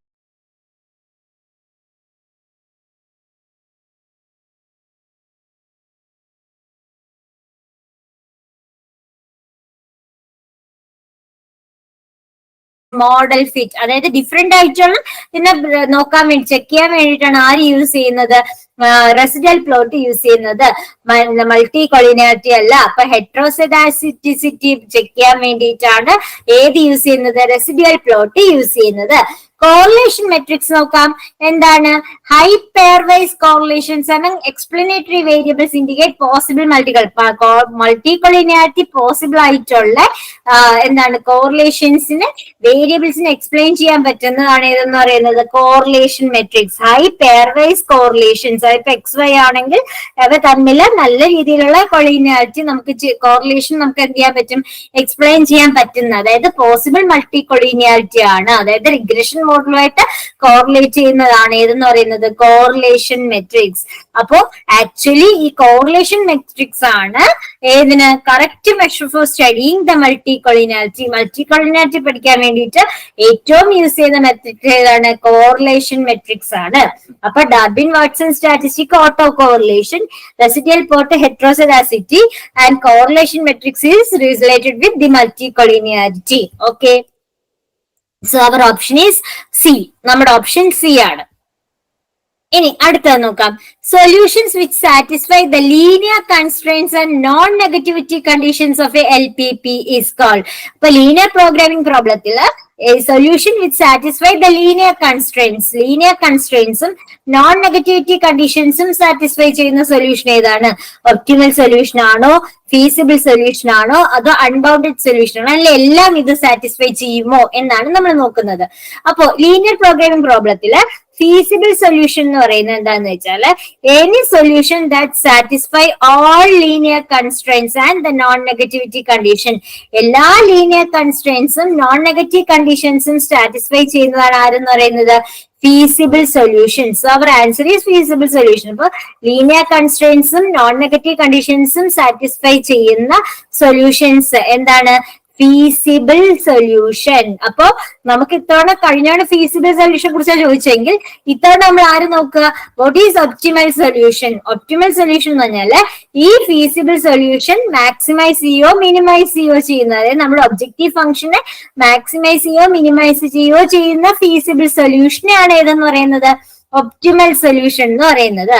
when the objective function can increase or decrease indefinitely without violating constraintsനെ വയലേറ്റ് ചെയ്യാണ്ട് ഒബ്ജക്റ്റീവ് ഫംഗ്ഷൻ ഇൻക്രീസ് ചെയ്യോ ഡിക്രീസ് ചെയ്യോ ചെയ്യുന്നതിനെയാണ് നമ്മൾ എന്താ പറയുന്നത് അൺബൗണ്ടഡ് സൊല്യൂഷൻ എന്ന് പറയുന്നത്.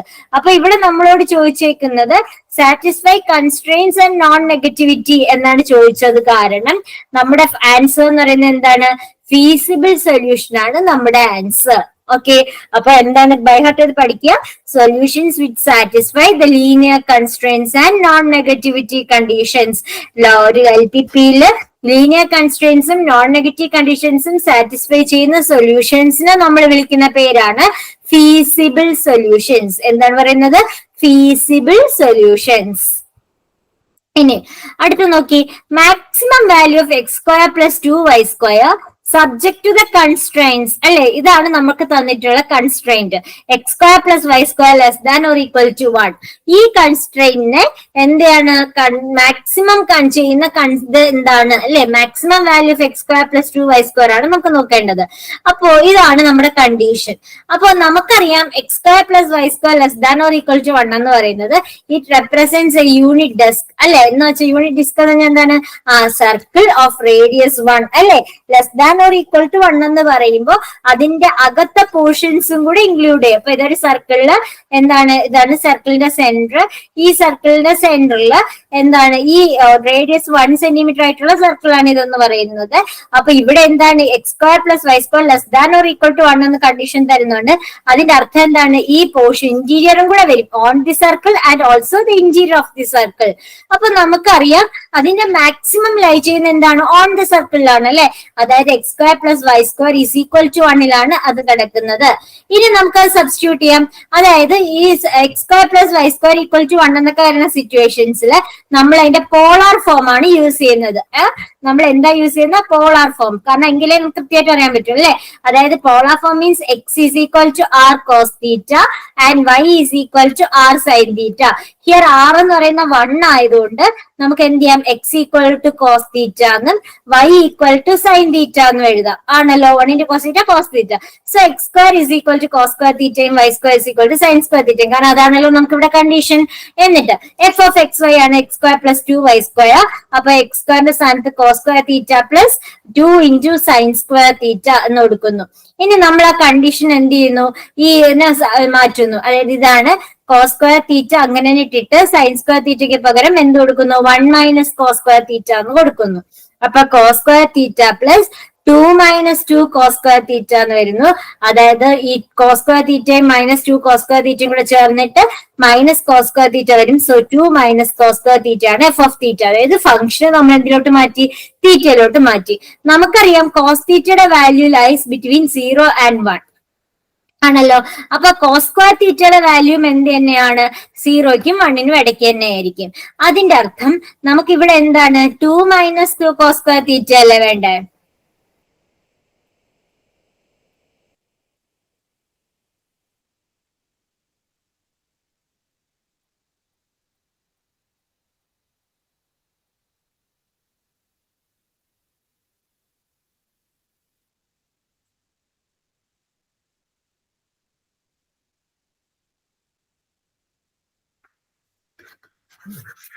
അപ്പൊ നമുക്ക് എന്ത് ചെയ്യാം, ഞാൻ അത് ഒന്നുകൂടെ എഴുതി കാണിക്കാം. അതിനാണ് ഞാൻ ഇത് എടുത്തത്. So listen.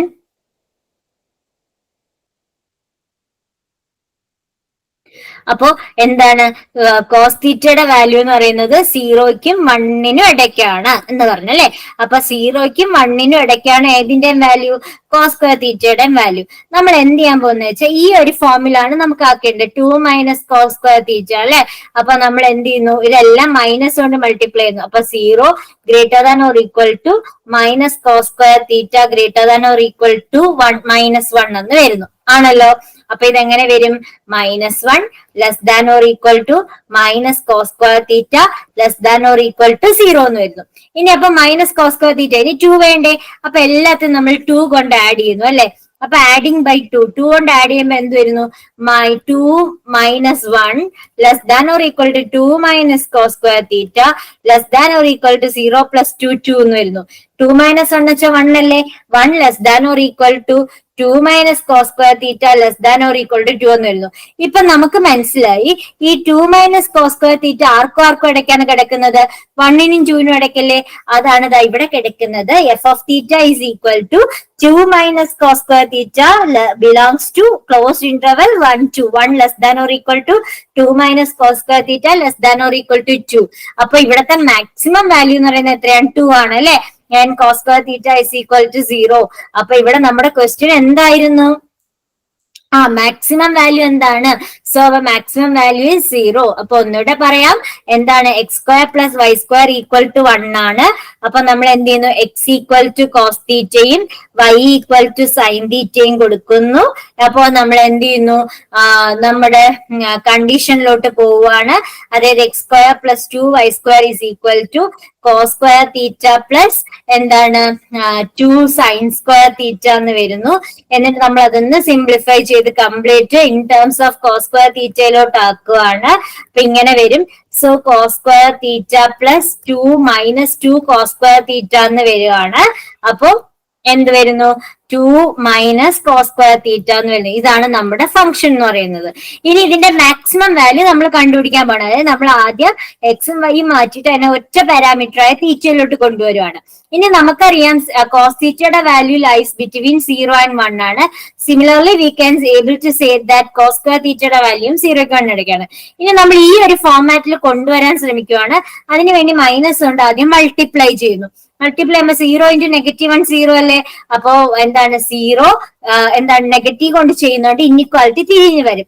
അപ്പൊ ഇവിടെ minus cos square theta greater than or equal to -1 എന്ന് വരും. അപ്പൊ ഇതിനെ ഞാനൊന്ന് തിരിച്ചെഴുതിയ ഇങ്ങനെ വരും, cos square theta less than or equal to 0. ഇനി നമുക്ക് 2 വേണം അല്ലെ? അപ്പൊ നമ്മൾ എന്ത് ചെയ്യുന്നു? എല്ലായിടവും 2 കൊണ്ട് ആഡ് ചെയ്യുന്നു.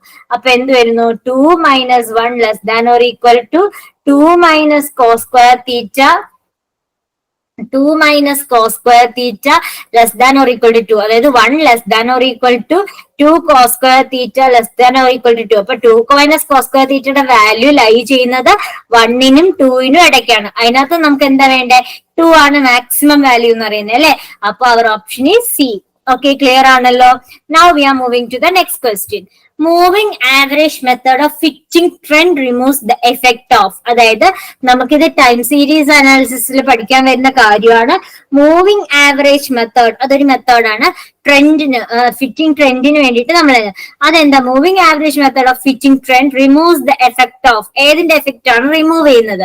Cyclic variations, irregular variations, long term variations and short term variations. ഇതിനകത്ത് ഏതാണെന്ന് നമുക്ക് നോക്കാവോ? അപ്പോ ദ മൂവിംഗ് ആവറേജ് മെത്തേഡ് എന്ന് പറയുന്നത് is primarily used in time series analysis. ഞാൻ ആദ്യമേ നിങ്ങളോട് പറഞ്ഞു, ടൈം സീരീസ് അനാലിസിസിലാണ് നമ്മൾ എന്ത് യൂസ് ചെയ്യുന്നത്? ടൈം സീരീസ് അനാലിസിസിലാണ് ഈ മൂവിംഗ് ആവറേജ് മെത്തേഡ് ഉപയോഗിക്കുന്നത്. to smooth out short-term fluctuations and highlight longer-term trends. എന്താണ് short-term fluctuations നമ്മൾ എന്ത് ചെയ്യുന്നു? സ്മൂത്ത് ഔട്ട് ചെയ്യുന്നു. അതുപോലെ എന്ത് ചെയ്യുന്നു? ലോങ്ങർ ടേം ട്രെൻഡ്സിനെ നമ്മൾ എന്ത് ചെയ്യുന്നു? ഹൈലൈറ്റ് ചെയ്യുന്നു.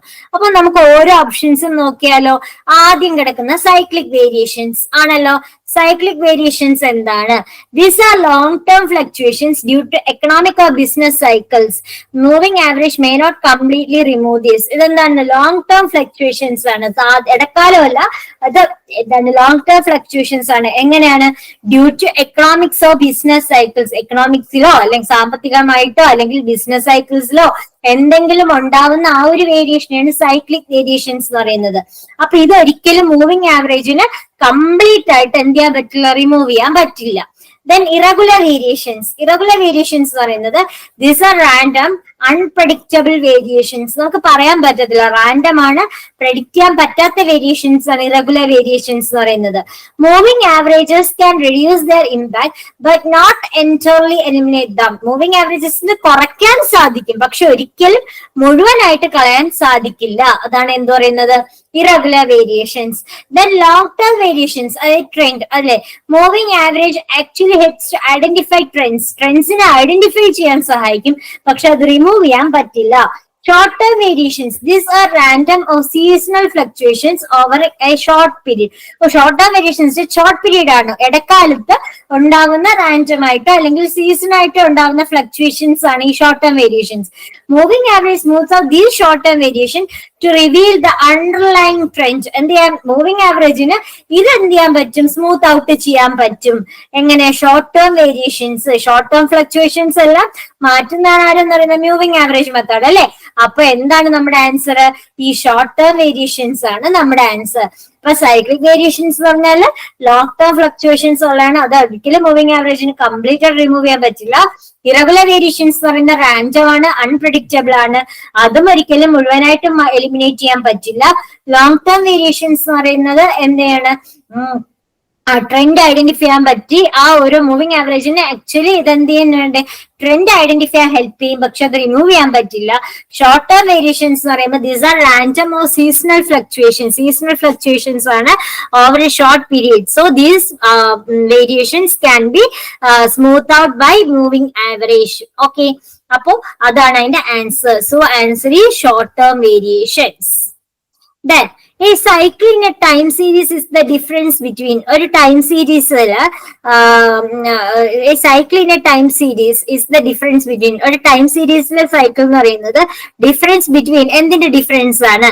the end points of a convex portion, the midpoints of a trough and the crest, end points of a concave portion, none of these. ഏതാണ്? a cycle in a time series is the difference between ഒരു എന്താണ് time സീരീസിലെ സൈക്കിളിലെ difference ഏതാണ്?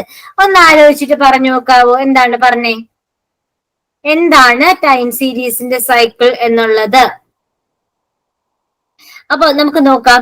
The end points of a convex portion ആണ് first, അല്ലെ? This only measures part of the curve, not the full cycle. ഇതൊരിക്കലും എന്ത് ചെയ്യില്ല, ഫുൾ സൈക്കിളിനെ നോക്കത്തില്ല. എന്താണ് ഓൺലി മെഷർ ചെയ്യുന്നത്? ഒരു കർവിന്റെ പാർട്ടിനെ മാത്രമേ നോക്കുള്ളൂ. അപ്പൊ എന്തായാലും the end points of a convex portion അല്ല. Then the midpoints of a trough and the crest. എന്താണ് trough ഉം crest അറിയാലോ? Amplitude of a cycle is often measured this way. അതായത് മുഴുവനായിട്ടല്ല, ടോട്ടൽ സ്വിങ്ങിന്റെ പകുതിയെ നോക്കുള്ളൂ. But the cycle itself is measured over the complete way, not just the mid point difference. Mid point difference മാത്രമല്ല, complete ആയിട്ട് അത് നോക്കും. പിന്നെ end points of a concave portion, അതായത് ഏതുപോലെ തന്നെയാണ് നമ്മൾ കോൺവെക്സ് പോർഷൻ എങ്ങനെയാണോ പറഞ്ഞത് അതുപോലെ തന്നെയാണ്. It only captures part of the movement. പിന്നെ എന്താണ്? None of these. അപ്പൊ എന്താണ്? ഇത് മൂന്നും അല്ലെങ്കിൽ നമുക്ക് എന്ത് ചെയ്യാൻ പറ്റും? നൺ ഓഫ് ദീസേ പറയാൻ പറ്റുള്ളൂ, അല്ലെ? So our option is none of these. A cycle in a time series is the difference between. ഇതൊന്നും അല്ല അതിന്റെ സൈക്കിൾ എന്ന് പറയുന്നത്. Okay, then the price quotations for consumer price index numbers are collected from. Price quotations, ഒരു consumer price ഇൻഡെക്സിന്റെ നമ്പേഴ്സിന്റെ price quotations ആരിൽ നിന്നാണ് കളക്ട് ചെയ്യുന്നത്? റീറ്റെയിലേഴ്സിൽ നിന്നാണോ, ഹോൾസെയിൽ ഡീലേഴ്സിൽ നിന്നാണോ, അല്ലെങ്കിൽ ഗവൺമെന്റ് ഡിപ്പോട്ട്സിൽ നിന്നാണോ, അല്ലെ എല്ലാമോ എന്നാണ് ചോദിക്കുന്നത്. അപ്പൊ ആക്ച്വലി റീറ്റെയിലേഴ്സ് ആണ് ആൻസർ. നമുക്കത് വെരിഫൈ ചെയ്യാം എന്താണെന്നുള്ളത്. കൺസ്യൂമർ പ്രൈസ് ഇൻഡെക്സ് എന്ന് പറയുന്നത് average change over the time in the prices paid by consumers for a fixed basket of goods and services. എന്താണ് കൺസ്യൂമർ പ്രൈസ് ഇൻഡെക്സ് എന്ന് പറയുന്നത്? ആവറേജ് ചേഞ്ച് ചെയ്യുന്നത്. എന്ത് മെഷർ ചെയ്യാൻ വേണ്ടിയാണ് യൂസ് ചെയ്യുന്നത്? പ്രൈസസ്, കൺസ്യൂമേഴ്സ് അടയ്ക്കുന്ന പ്രൈസസിന്റെ ആവറേജ് ചേഞ്ച് നോക്കാൻ വേണ്ടിയിട്ടാണ്. For a fixed basket of goods and services. To reflect actual consumer prices, retailers, അതായത് കൺസ്യൂമേഴ്സ് എന്ത് ചെയ്യും? റീറ്റെയിൽ മാർക്കറ്റ്സിൽ നിന്ന് മേടിക്കും, അല്ലെ? ഹോൾസെയിൽ ഡീലേഴ്സ് അല്ല. കാരണം ഒരിക്കലും കൺസ്യൂമർ പ്രൈസ് ഇൻഡെക്സ് ഹോൾസെയിൽ പ്രൈസസുമായിട്ട് ഡീൽ ചെയ്യത്തില്ല. ഹോൾസെയിൽ ഡീലേഴ്സ് ഏത് മാത്രമേ നോക്കുള്ളൂ? ഹോൾസെയിൽ പ്രൈസ് ഇൻഡെക്സ് മാത്രമേ ഡീൽ ചെയ്യത്തുള്ളൂ. ഗവൺമെന്റ് ഡിപ്പോട്ട്സ് എല്ലാം നോക്കില്ല. It is a part of consumer supply. But consumer price index mainly uses market prices faced by consumers. അപ്പോ എന്താണ് ഇവിടെ ആൻസർ? ഞാൻ ഓൾറെഡി പറഞ്ഞു. Price quotations, consumer price index numbers collect ചെയ്യുന്നത് ആരിൽ നിന്നാണ്? റീറ്റെയിലേഴ്സിൽ നിന്നാണ് എന്ത് കളക്ട് ചെയ്യുന്നത്? പ്രൈസ് കൊട്ടേഷൻസ് കളക്ട് ചെയ്യുന്നത്. ഇനി standard number of birth 10,000 originating a life table is called. The standard number of births 10,000 originating a life table. Birth rate ആണോ, radix ആണോ, കൊഹോട്ട് ആണോ എന്നാണ്, അല്ലെ എല്ലാം ആണോ എന്നാണ് ചോദിക്കുന്നത്. ഒരു ലൈഫ് ടേബിൾ അനാലിസിസ് എന്ന് പറയുന്നത് a life table tracks a hypothetical cohort of individuals from birth to എന്താണ് death, birth through death to study mortality patterns. എന്താണ് cohort എന്ന് പറഞ്ഞാൽ എന്താന്ന് വെച്ചാല് is a group of individuals born at the same time. ഒരേ സമയത്ത് ജനിച്ച group of ഇൻഡിവിജ്വൽസിനെയാണ് നമ്മൾ എന്താ പറയുന്നത്? cohort എന്ന് പറയുന്നത്. അപ്പൊ എന്താണ്? a life table tracks a hypothetical cohort of individuals. ഒരു എന്താണ്? ഒരേ സമയത്ത് ജനിച്ച ആ ഇൻഡിവിജ്വൽസിന്റെ ലൈഫ് ടേബിൾ എന്ത് ചെയ്യാൻ? ട്രാക്ക് ചെയ്യുവാണ്. From birth to through death to study mortality patterns. Then our standard number of births used to start a life table is called radix. Radix എന്ന് പറഞ്ഞാൽ എന്താണ്? Standard number of birth used to start a life table. Life table start ചെയ്യാൻ വേണ്ടിയിട്ട് ഇരിക്കുന്ന standard നമ്പറിനെയാണ് എന്ത് പറയുന്നത്? Radix എന്ന് പറയുന്നത്. It is usually 10,000 or 1 lakh. അപ്പൊ നമുക്ക് ഇതിനെ നോക്കാം. ഇപ്പൊ തന്നെ നമ്മുടെ ആൻസർ കിട്ടി അല്ലെ? Standard number of birth 10 lakh originating a life table is called yes radix. അതിൽ നിന്ന് തന്നെ നമുക്ക് കിട്ടി. എന്നാലും നമുക്ക് നോക്കാം അതിന്റെ options. Birth rate, this is the actual number of birth per population in a year. Not related to the life table radix. എന്താണ് ബർത്ത് റേറ്റ് എന്ന് പറയുന്നത്? Actual number of birds per population in a, ഒരു വർഷത്തിൽ ഉണ്ടാവുന്ന യഥാർത്ഥ number of ബേർഡ്സിനെയാണ് നമ്മൾ എന്ത് പറയുന്നത്? ബർത്ത് റേറ്റ് എന്ന് പറയുന്നത്. Not related to the life table radix. ആ ലൈഫ് ടേബിൾ ആയിട്ട് അതെന്ത് ചെയ്യില്ല, ബന്ധമില്ല. റാഡിക്സ് പറഞ്ഞാൽ this is the starting number of hypothetical cohort in a life table. ഇതാണ് സ്റ്റാർട്ടിംഗ് നമ്പർ എന്ന് പറയുന്നത്. കൊഹോട്ട് എന്ന് പറഞ്ഞാൽ it is a group of individuals born at the same time. But the radix specifically refers to the number of birds used to start the table. ഇനി എന്താണ്? all of the above അല്ലെ? അപ്പൊ radix ആണ് അതിന്റെ answer എന്ന് പറയുന്നത്. Then each of two students tosses 3 unbiased coins. What is the probability that they obtain the same number of heads? അതായത് ഓരോ രണ്ട്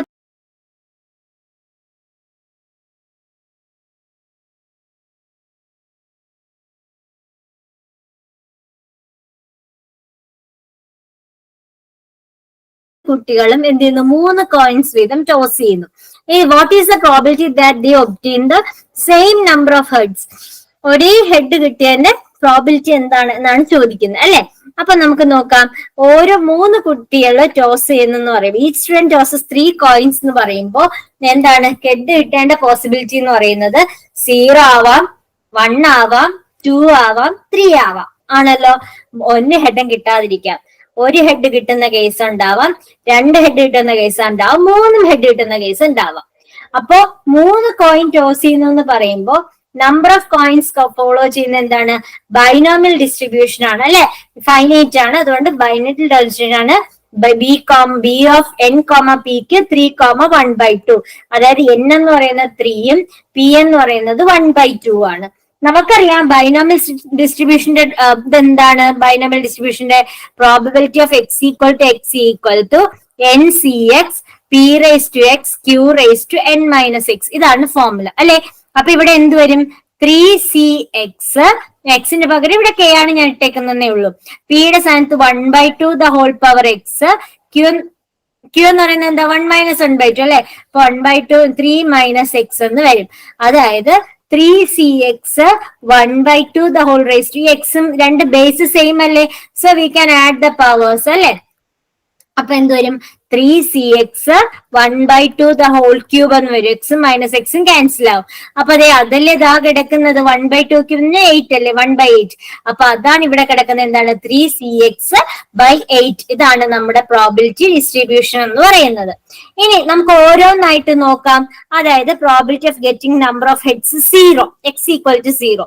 അതായത് എന്ത് വരും? P of 0 അല്ലെ? Probability of x equal to 0. അതായത് 3c0 1/8 എന്ന് വരും. അതായത് എന്ത് തന്നെ വരും? 1/8 എന്ന് തന്നെ വരും.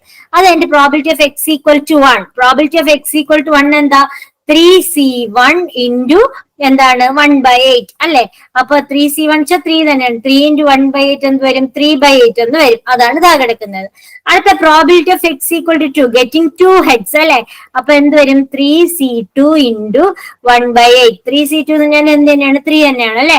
3 ഇൻറ്റു 1/8 അതായത് എന്ത് അത് തന്നെയാണ്? 3/8. അടുത്ത probability of X equal to 3 എന്ത് വരും? 3c3 into 1/8. 3c3യുടെ വാല്യൂ 1 ആണ് അല്ലെ? സോ 1 ഇൻറ്റു 1/8 എന്താണ്? 1/8. അപ്പോ probability that both get the same number of heads. ഇതിപ്പോ നമ്മൾ ഒരാളുടെ കാര്യമാണ് പറഞ്ഞത്. 2 പേർക്കും ഹെഡ് തന്നെ കിട്ടുക എന്ന് പറയുമ്പോ നമുക്ക് ടോട്ടൽ പ്രോബിലിറ്റി 2 പേർക്കും സെയിം അല്ലേ? അപ്പൊ summation k equal to 0 to 3 p of k into p of k 2 പേർക്കും സെയിം ആണ്. അപ്പൊ p of k സ്ക്വയർ വരും അല്ലെ? അതായത് ആദ്യം എന്താണ്? p of 0 സ്ക്വയർ പ്ലസ് ആണല്ലോ. ഓരോന്നിന്റെയും കേക്ക് വാല്യൂ കൊടുക്കുക അല്ലെ? അപ്പൊ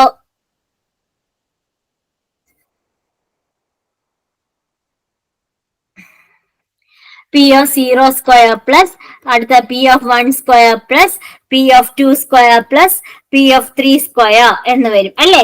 അതായത് p of 0 സ്ക്വയർ എന്ന് പറഞ്ഞാൽ നമുക്ക് എന്ത് കിട്ടി? 1/8 കിട്ടി അല്ലെ? 1/8 the whole square plus 3/8 the whole square plus 3/8 the whole square plus 1/8 the whole square. അപ്പൊ 1/64 plus 9/64 plus 9/64 plus 1/64, അതായത് 20/64. ആൻസർ 5/16. അപ്പൊ ആൻസർ എന്താണ്? 5/16 ആണ് answer. So we R applying the binomial distribution here. Finite ആണെന്നുണ്ടെങ്കിൽ നമ്മൾ അപ്ലൈ ചെയ്യുന്നത് എന്താണ്? Binomial distribution ആണ്.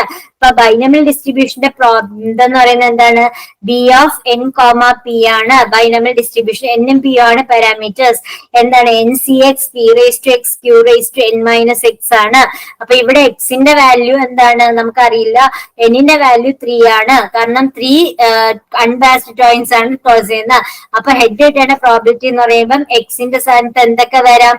0, 1, 2 and 3 വരാം അല്ലെ? അത് വെച്ചിട്ട് നമ്മൾ കണ്ടുപിടിക്കുകയാണ് ചെയ്തത്.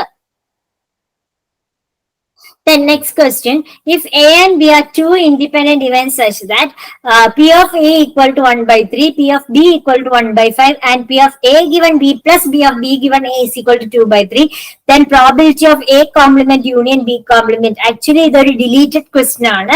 എന്നാൽ നമുക്ക് നോക്കാം അതിന്റെ ആൻസർ. P of A എന്ന് പറയുന്ന 1/3 തന്നിട്ടുണ്ട്. P of B എന്ന് പറയുന്ന 1/5 തന്നിട്ടുണ്ട്.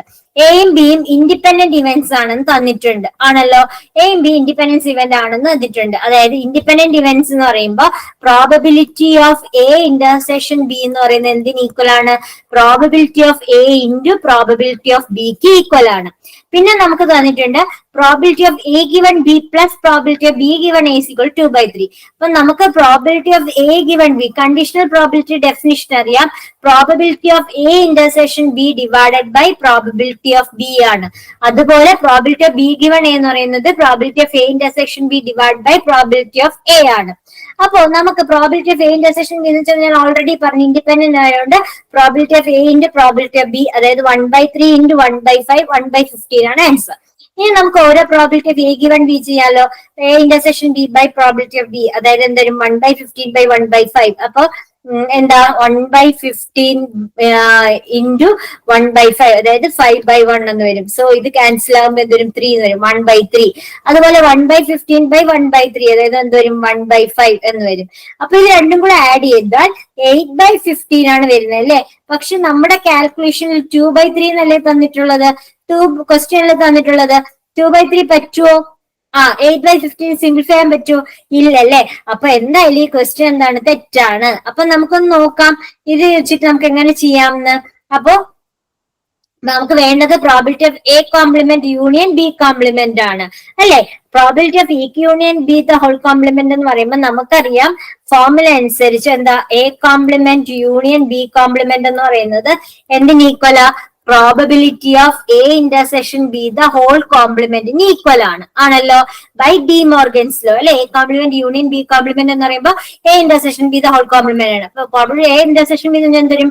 1 minus probability of A intersection B വരും അല്ലെ? അപ്പൊ അതാണ് ഇവിടെ കിടക്കുന്ന probability of A complement union B complement എന്ന് പറയുന്നത് 1 minus probability of A intersection B ആണ്. നമുക്കറിയാം എ ഇന്റർസെക്ഷൻ ബി എന്ന് പറഞ്ഞാൽ 1/15 ആണ് അല്ലെ? അപ്പൊ 1 മൈനസ് 1/15 വെച്ചാൽ 14/15 ആണ്. സോ ആൻസർ വരേണ്ടത് എന്താണ്? 14/15 ആണ്. ആ ചെറിയ അതുകൊണ്ടാണ് ഈ ക്വസ്റ്റ്യൻ എന്തായത് ഡിലീറ്റ് ചെയ്തത്. അപ്പൊ ഇതിനകത്ത് നമുക്ക് കുറച്ച് ഫോർമുലാസ് അറിയണം. ഇൻഡിപെൻഡന്റ് ഇവന്റ്സ് ആണെങ്കിൽ എന്താണ്? Probability of A intersection B എന്ന് പറയുന്നത് probability of A into probability of B ആണ്. പിന്നെ കണ്ടീഷണൽ പ്രോബിലിറ്റി എന്ന് പറയുമ്പോൾ probability of A given B എന്ന് പറയുന്നത് probability of A intersection B divided by probability of B ആണ്. പിന്നെ probability of A complement union B complement എന്ന് വരുമ്പോൾ നമ്മൾ എന്ത് അപ്ലൈ ചെയ്യും? ഡിമോർഗൻസ് ലോ അപ്ലൈ ചെയ്യുമ്പോൾ probability of A intersection B the whole complement എന്ന് വരും. അതിന് നമുക്ക് എങ്ങനെ എഴുതാം? 1 minus probability of A intersection B എന്ന് എഴുതാം. അപ്പൊ ഇതൊക്കെയാണ് നമ്മൾ ഇവിടെ അറിഞ്ഞിരിക്കേണ്ട അല്ലെങ്കിൽ ഓർത്തിരിക്കേണ്ട കുറച്ച് ഫോർമുലാസ് എന്ന് പറയുന്നത്. ഇനി അടുത്ത ക്വസ്റ്റ്യൻ നോക്കിയേ. In a random arrangement of the letter of the word mathematics the probability that all the vowels come together is, എല്ലാ വവൽസും ഒരുമിച്ച് വരുന്നത് അല്ലെ? അപ്പൊ മൊത്തം നമ്മൾ നോക്കുമ്പോൾ ഈ മാത്തമാറ്റിക്സ് എന്ന് പറയുന്നതിനകത്ത് എത്ര ലെറ്റർ ഉണ്ടടേ? 1, 2, 3, 4, 5, 6, 7, 8, 9, 10, 11. അപ്പൊ ടോട്ടൽ നമ്പർ ഓഫ് ലെറ്റേഴ്സ് 11 ആണ് അല്ലെ? അപ്പൊ ടോട്ടൽ കോമ്പിനേഷൻ എങ്ങനെ വരും? 11 ഫാക്ടോറിയൽ അല്ലെ, മൊത്തവും 11 ഉണ്ട്.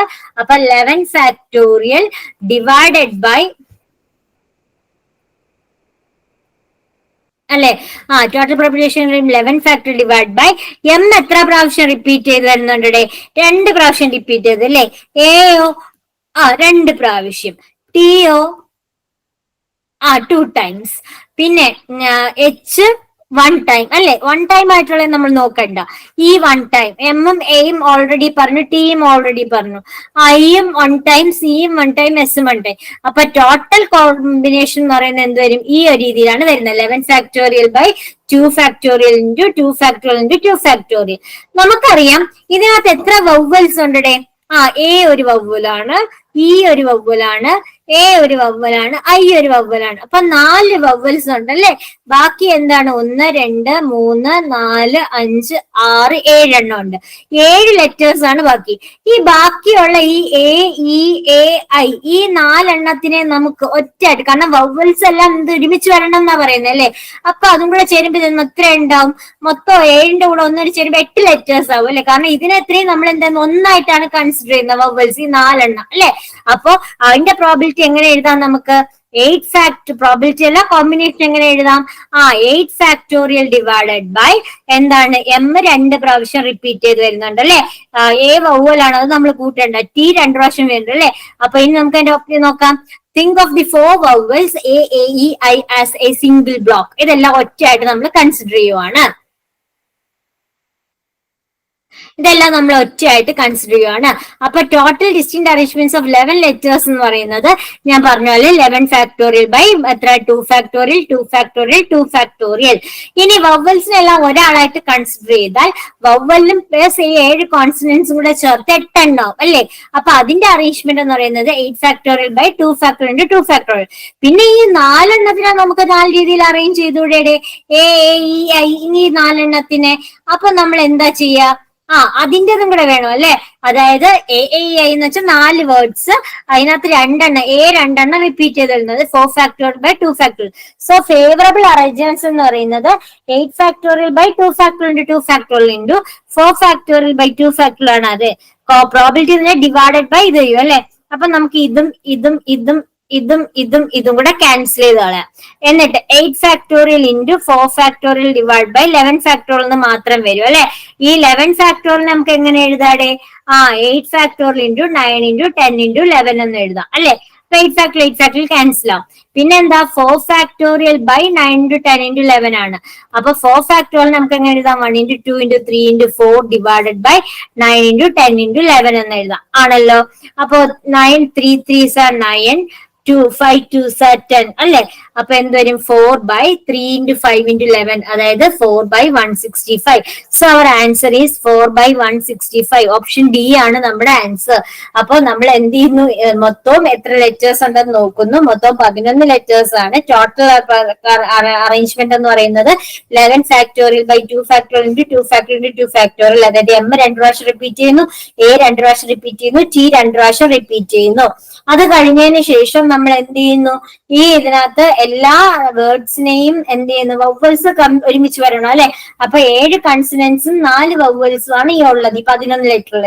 അപ്പൊ 7 എണ്ണവും വവ്വൽസ് എല്ലാം കൂടെ ചേർന്ന് ഒന്നും കൂടെ ആയപ്പോൾ 7 + 1 എന്തായി? 8 ആയി. അതിനെ നമ്മൾ എന്ത് ചെയ്യുന്നു? 8 ഫാക്ടോറിയൽ ഡിവൈഡഡ് ബൈ എന്താണ്? അതിനകത്ത് തന്നെ 2 കൺസണൻസ് ഉണ്ട്, എം 2 പ്രാവശ്യം, ടി 2 പ്രാവശ്യം. So 8 factor by 2 factor into 2 factorial. പിന്നെ ഇതിന്റെ കൂടെ വവ്വൽസിന് 4 ലെറ്റേഴ്സിനെ നമുക്ക് പല രീതിയിൽ അറേഞ്ച് ചെയ്യാം അല്ലെ. അതെങ്ങനെ അറേഞ്ച് ചെയ്യും? 4 ഫാക്ടോറിയൽ ഡിവൈഡഡ് ബൈ എ 2 പ്രാവശ്യം വരുന്നു, 2 ഫാക്ടോറിയൽ. അപ്പൊ ഇതിനെ നമ്മൾ എന്ത് ചെയ്യുന്നു? സിംപ്ലിഫൈ ചെയ്യുന്നു. 8 factorial by 2 factorial into 2 factorial into 4 factorial by 2 factorial the whole divided by 11 factorial by 2 factorial into 2 factorial into 2 factorial. ഏതാണ് ഏതെന്ന് പറയുന്നത്? നമ്മളെ അറേഞ്ച്മെന്റ് എന്ന് പറയുന്നത്. Okay, clear ആണോ ഇത്രയും? Now we are moving to the next question. Let x and y be 2 independent exponential random variables with the means 1/2 and 1/4 respectively. Then the minimum distribution of minimum of x, then the distribution of minimum of xy is. അപ്പൊ നമുക്ക് exponential distribution ആണ് ചോദിക്കുന്നത് അല്ലെ. ഇപ്പൊ X follow ചെയ്യുന്ന exponential distribution ആണ്. അതിന്റെ മീൻ 1/2 ആണെങ്കിൽ അതിന്റെ ലാംഡ എന്ന് പറയുന്നത്, അതായത് പാരാമീറ്റർ എന്ന് പറയുന്നത് 2 ആയിരിക്കും. കാരണം ഒരു എക്സ്പോണൻഷ്യൽ ഡിസ്ട്രിബ്യൂഷന്റെ പാരാമീറ്റർ ലാംഡ ആണെങ്കിൽ അതിന്റെ മീൻ എന്ന് പറയുന്നത് എന്താണ്? 1/λ ആണ് അല്ലെ? അപ്പൊ അതാണ് നമ്മൾ ഓർക്കേണ്ടത്. ഇനി y ഫോളോ ചെയ്യുന്നത് എന്താണ്? ഇതാണെങ്കിൽ 1/4 ആണ് അതിന്റെ മീൻ എങ്കിൽ അതിന്റെ പാരാമീറ്റർ എന്താണ്? 4 ആണ്. അതായത് നമുക്ക് റിസൾട്ട് അവിടെ പഠിക്കാനുണ്ട്. In the case of an exponential distribution, if x follows exponential x1 and y follows exponential λ2 are independent, രണ്ടും ഇൻഡിപെൻഡന്റ് ആണെങ്കിൽ അതിന്റെ മിനിമം എന്ന് പറയുന്നത് എക്സ്പോണൻഷ്യൽ ഓഫ് എന്താണ്? λ1 plus λ2. ആ പാരാമീറ്റേഴ്സ് ആഡ് ചെയ്യുക. അപ്പൊ ഇവിടെ λx ഉം λy നമുക്കുണ്ട്. അപ്പൊ മിനിമം ഓഫ് xy ഫോളോ ചെയ്യുന്നത് എക്സ്പോണൻഷ്യൽ 2 plus 4, അതായത് എക്സ്പോണൻഷ്യൽ 6 ആണ്. എക്സ്പോണൻഷ്യൽ 6 എന്ന് പറയുമ്പോൾ അതിന്റെ മീൻ എന്ന് പറയുന്നത് എന്താണ്? 1/6 ആണ്. സോ അവർ ആൻസർ ഈസ് എന്താണ്? എക്സ്പോണൻഷ്യൽ വിത്ത് മീൻ 1/6. എക്സ്പോണൻഷ്യൽ വിത്ത് മീൻ 1/6. അപ്പൊ എന്താണ്? നമ്മൾ ആ റിസൾട്ട് വെച്ചിട്ടാണ് മിനിമം കണ്ടുപിടിക്കുന്നത്. Minimum of xy follows exponential distribution വിത്ത് രണ്ടിന്റെയും പാരാമീറ്റേഴ്സ്, എക്സിന്റെ പാരാമീറ്ററും വൈയുടെ പാരാമീറ്ററും കൂടെ ആഡ് ചെയ്യുക. Okay. Then if x is a uniform random variable defined over 0, 5, the probability that the roots of the equation 4a² plus 4xa plus x plus 2 are real. അപ്പൊ ഇത് real ആണെന്ന് തന്നിട്ടുണ്ട് ഈ ഇക്വേഷൻ. അങ്ങനെയാണെങ്കിൽ നമുക്ക് എന്താണ്? എക്സ് എന്ന് പറയുന്ന ഡിഫൈൻ ചെയ്യുന്ന യൂണിഫോം ഡിസ്ട്രിബ്യൂഷൻ ആണ്. അങ്ങനെയാണെങ്കിൽ ഈ ഇക്വേഷന്റെ റൂട്ട്സ് എന്താണ്? അതിന്റെ പ്രോബിലിറ്റി എന്താണ് എന്നാണ് ചോദിക്കുന്നത് അല്ലെ? അപ്പൊ നമുക്കറിയാം 4a² plus 4xa plus x plus 2 എന്ന് പറയുന്നത് ക്വാഡ്രാറ്റിക് ഇക്വേഷൻ, എയിലുള്ള ഒരു ക്വാഡ്രാറ്റിക് ഇക്വേഷൻ ആണ് അല്ലെ? 4a² plus 4xa plus x plus 2. അപ്പൊ ഇത് നമുക്ക് റിയൽ എന്ന് പറയുമ്പോൾ നമുക്കറിയാം ഡിസ്ക്രിമിനന്റ് എന്ന് പറയുന്നത് എന്താണ്? Greater than or equal to 0 ആണ് അല്ലെ? അപ്പൊ നമ്മൾ അത് അപ്ലൈ ചെയ്യുവാണ്, ഡിസ്ക്രിമിനന്റ് കണ്ടുപിടിക്കുകയാണ്. ഡിസ്ക്രിമിനന്റ് കണ്ടുപിടിക്കാനുള്ള ഫോർമുല എല്ലാവർക്കും അറിയാലോ, b² minus 4ac അല്ലെ? അപ്പൊ b² minus 4ac ആണ് greater than or equal to 0 എന്ന് തന്നിട്ടുള്ളത്. അപ്പൊ ഇവിടെ നമ്മുടെ ക്വസ്റ്റ്യൻ അനുസരിച്ച് എയുടെ വാല്യൂ എയുടെ വാല്യൂ 4 ആണ്, ബിയുടെ വാല്യൂ 4x ആണ്, ആൻഡ് സിയുടെ വാല്യൂ x plus 2 ആണ് അല്ലെ?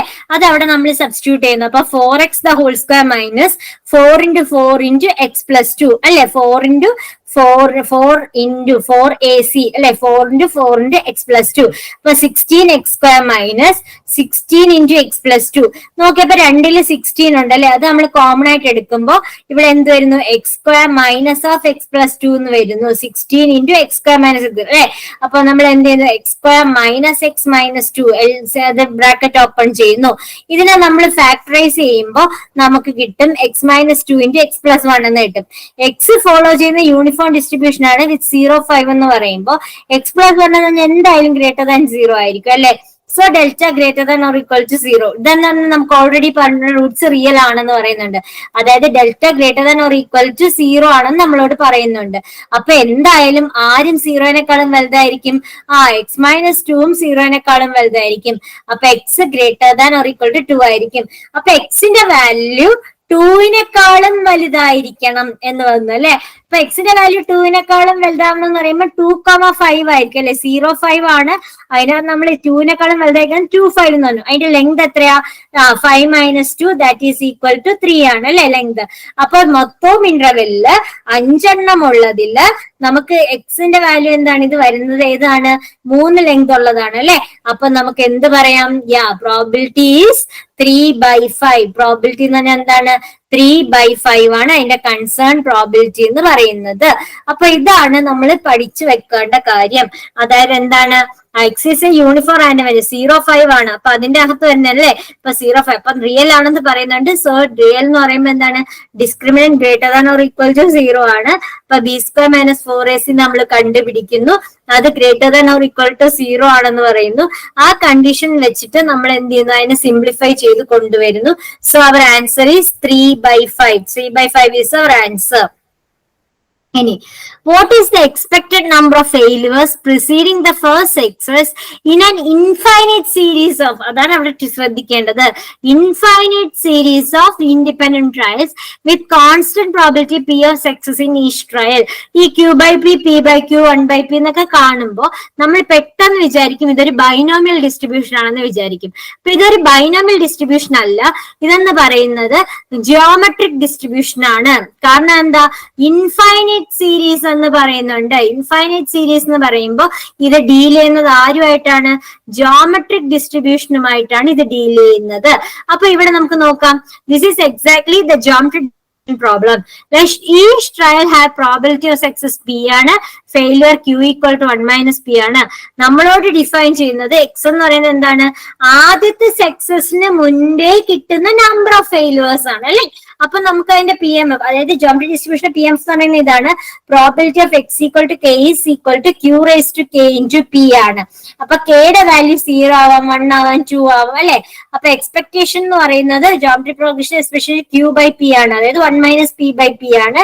അപ്പൊ നമുക്ക് ഇവിടുത്തെ ഫൈനൽ ആൻസർ എന്ത് കിട്ടി, ക്യൂ ബൈ പി. അതാണ് constant probability P needs success each trial is Q by P. Okay ആണോ? ഇനി അടുത്തത്, if x and y are two binomial random variables with parameters np and ns respectively. അപ്പൊ എക്സും വൈയും രണ്ട് binomial variables ആണ്. അതിനകത്ത് ഫസ്റ്റിന്റെ parameters എന്നും പിയും, സെക്കൻഡ് പാരാമീറ്റേഴ്സ് എന്നും എസും ആണ്. ഇതിനകത്ത് പി എന്ന് പറയുന്നത് ലെസ് ദാൻ എസ് ആണെന്ന് പറയുന്നുണ്ട്. Which of the following relation is true for x and y? എക്സിനും വൈക്കും ട്രൂ ആയത് ഏത് റിലേഷൻ ആണ് എന്നാണ് പറയുന്നത്. Probability of X less than or equal to x equal to probability of y less than or equal to x. Probability of x less than or x greater than or equal to probability of y less than or equal to x. Probability of x less than or equal to x less than or equal to probability of y less than or equal to x അല്ലേ. അപ്പൊ നമുക്കറിയാം രണ്ട് binomial variables ആയിട്ടാണ് define ചെയ്യുന്നത്. ഒന്ന് B of N പിയും മറ്റൊന്ന് B of N എസും ആണ്. അതിനകത്ത് കണ്ടീഷൻ തന്നിട്ടുണ്ട് പി എന്ന് പറയുന്നത് എസിനെക്കാളും ചെറുതാണെന്ന്. അപ്പൊ ബൈനോമിയൽ ഡിസ്ട്രിബ്യൂഷനിൽ ലാർജർ സക്സസ് പ്രോബിലിറ്റി എന്ന് പറയുന്നത് stochastically larger than with smaller S അല്ലെ. അതായത് ബൈനോമിയൽ ഡിസ്ട്രിബ്യൂഷനിൽ ലാർജർ സക്സസ് പ്രോബിലിറ്റി എസ്, ഇവിടെ ലാർജർ എസ് അല്ലേ, ആ പ്രോബിലിറ്റി ആണെന്ന് പറയുന്നത് ഏതിനേക്കാളും പിന്നെക്കാളും വലുതായിരിക്കും. അപ്പൊ എന്താണ്, probability of X less than or equal to X is greater than or equal to probability of Y less than or equal to X ആണ്. അപ്പൊ അവിടെ നമ്മുടെ കറക്റ്റ് റിലേഷൻ എന്ന് പറയുന്നത് എന്താണ്, ഓപ്ഷൻ ബി ആണ് നമ്മുടെ correct relation. Probability of X less than or equal to X എന്ന് പറയുന്നത് greater than or equal to probability of Y less than or equal to X by according to the രണ്ടാമത്തെ ഇതെന്ന് പറയുന്നത് വലുതായിരിക്കും അല്ലെ. അതാണ് അവിടെ ഉദ്ദേശിക്കുന്നത്.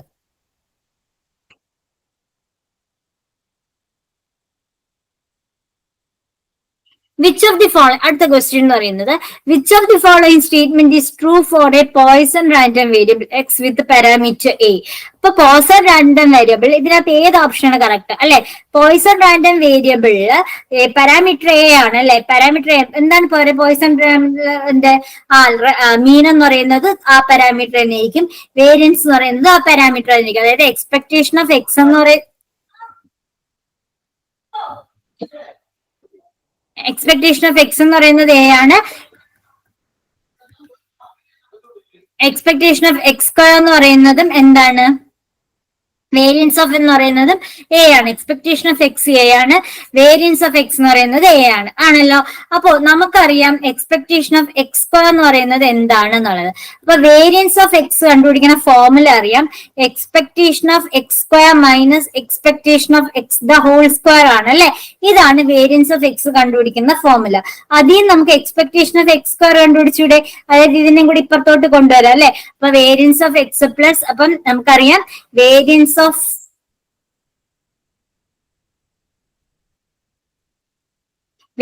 ഓഫ് എക്സ് കണ്ടുപിടിക്കുന്ന ഫോർമുല എന്ന് പറയുന്നത് expectation of X square minus expectation of X the whole square ആണ്.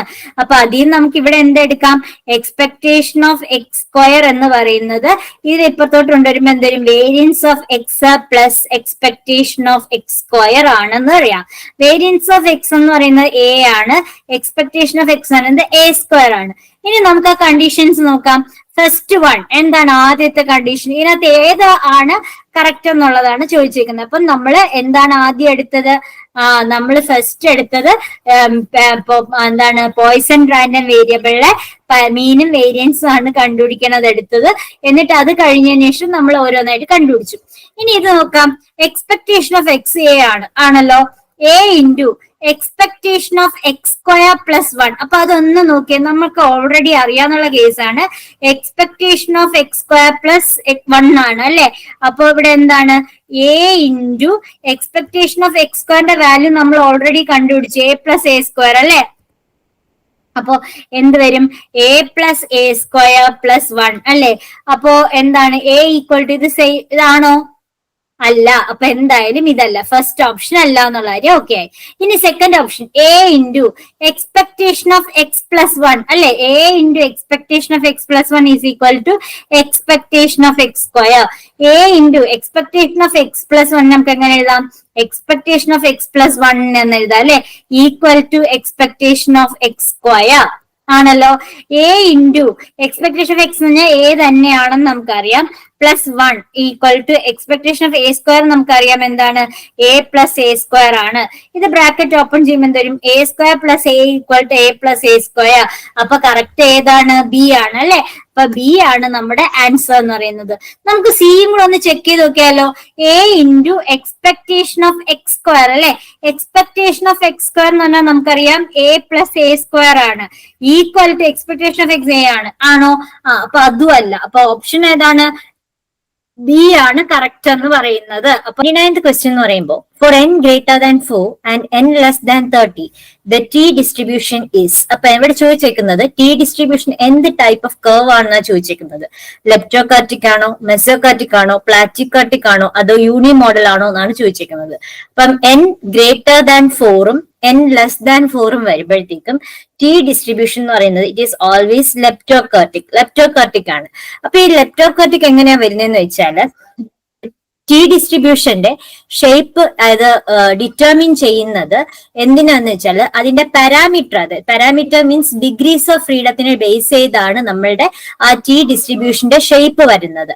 അപ്പോ t distribution has a parameter called the degree of freedom which determines its shape. Actually t ഡിസ്ട്രിബ്യൂഷന്റെ ഡിഗ്രീസ് ഓഫ് ഫ്രീഡം എന്താന്ന് ചോദിച്ചാൽ t ഡിസ്ട്രിബ്യൂഷന്റെ degrees of freedom എന്താന്ന് ചോദിച്ചാൽ n-1 ആണ്.